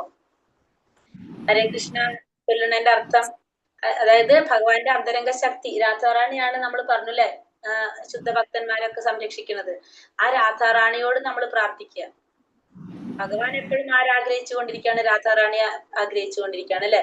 ആ രാധാറാണിയോട് നമ്മൾ പ്രാർത്ഥിക്കുകയാണ്, എന്നെ ഭഗവാന്റെ സേവനം ചെയ്യാനായിട്ട് എന്നെയും കൂടി അതിൽ ഉൾപ്പെടുത്തണേ എന്ന് നമ്മൾ രാധാറാണിയോട് പ്രാർത്ഥിക്കുന്നതാണ്. ഹരേ കൃഷ്ണ കൃഷ്ണ കൃഷ്ണ ഹരേ ഹരേ, ഹരേ രാമ രാമ രാമ ഹരേ ഹരേ എന്ന് പറഞ്ഞാല് ഭക്തിയുടെ സേവനം ചെയ്യാനായിട്ട്, ഭഗവാന്റെ സേവനം ചെയ്യാനായിട്ട് എനിക്കും കൂടി അവസരം തരണമെന്ന് നമ്മൾ രാധാറാണിയോട് പ്രാർത്ഥിക്കുന്നതാണത്. അങ്ങനെ അതാണ് എന്ത് പറയണത്, രാധാറാണി എന്ന് വെച്ചിട്ടുണ്ടെങ്കിൽ ഭഗവാൻ ആകർഷിക്കുന്നവളാണ് രാധാറാണി. ആ രാധാറാണിയോട് രാധാറാണിയുടെ പെർമിഷൻ ഇല്ലാതെ നമുക്ക് ഭഗവത് സേവനം ചെയ്യാനായിട്ട് സാധിക്കില്ല. അപ്പൊ നമ്മൾ ആരോടാ പറയണത്? കാരണം അച്ഛനോട് പറയാണ്ട് അമ്മയുടെ ത്രൂ നമുക്ക് കയറാൻ നോക്കണത്.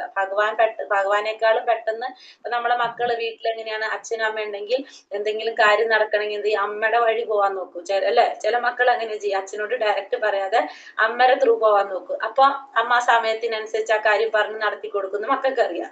അതേപോലെ തന്നെ നമ്മൾ എന്താ ചെയ്യണത്, നമ്മള് കാരണം ഭയങ്കര സൂത്രക്കാരനാണ്. അപ്പൊ അമ്മയുടെ വഴി നമ്മളും ചെയ്യുന്നത് അതാണ്, രാധാറാണിയുടെ ത്രൂ നമ്മ അങ്ങോട്ട് കയറാൻ നോക്കാണ്.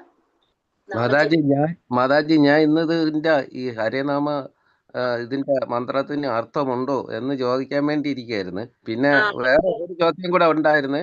അതായത് ഭഗവത്ഗീതയും ഭാഗവതവും തമ്മിലുള്ള വ്യത്യാസം. ഭഗവത്ഗീത ഭഗവാന്റെ വാണിയാണ്. ഭഗവാൻ പറഞ്ഞ കാര്യങ്ങളാണ് ഭഗവത്ഗീതയിൽ പറയുന്നത് അല്ലെ. ഭാഗവതം എന്ന് വെച്ചിട്ടുണ്ടെങ്കിൽ സ്വയം ഭഗവാനാണത്. ഭഗവാന്റെ ഗ്രന്ഥരൂപത്തിലുള്ള അവതാരാണ് ഭാഗവതം. ഭഗവാൻ തന്നെയാണെങ്കിൽ ഭഗവാനെ കുറിച്ച്, ഭഗവാന്റെ ലീലകളും ഭഗവാന്റെ ശുദ്ധ ഭക്തന്മാരെ കുറിച്ചാണ് അതിൽ പറഞ്ഞിരിക്കുന്നത്. അത് ഭഗവാൻ തന്നെയാണ്. ഭാഗവതം എന്ന് പറഞ്ഞാൽ ഭഗവാനാണ്. അപ്പൊ നമ്മള് ഭാഗവതം വായിച്ചുകൊണ്ടിരിക്കാന്ന് വെച്ചാൽ അല്ലെങ്കിൽ കേട്ടുകൊണ്ടിരിക്കാന്ന് വെച്ചിട്ടുണ്ടെങ്കിൽ ഭഗവാനെ കേട്ടുകൊണ്ടിരിക്കുകയാണ്.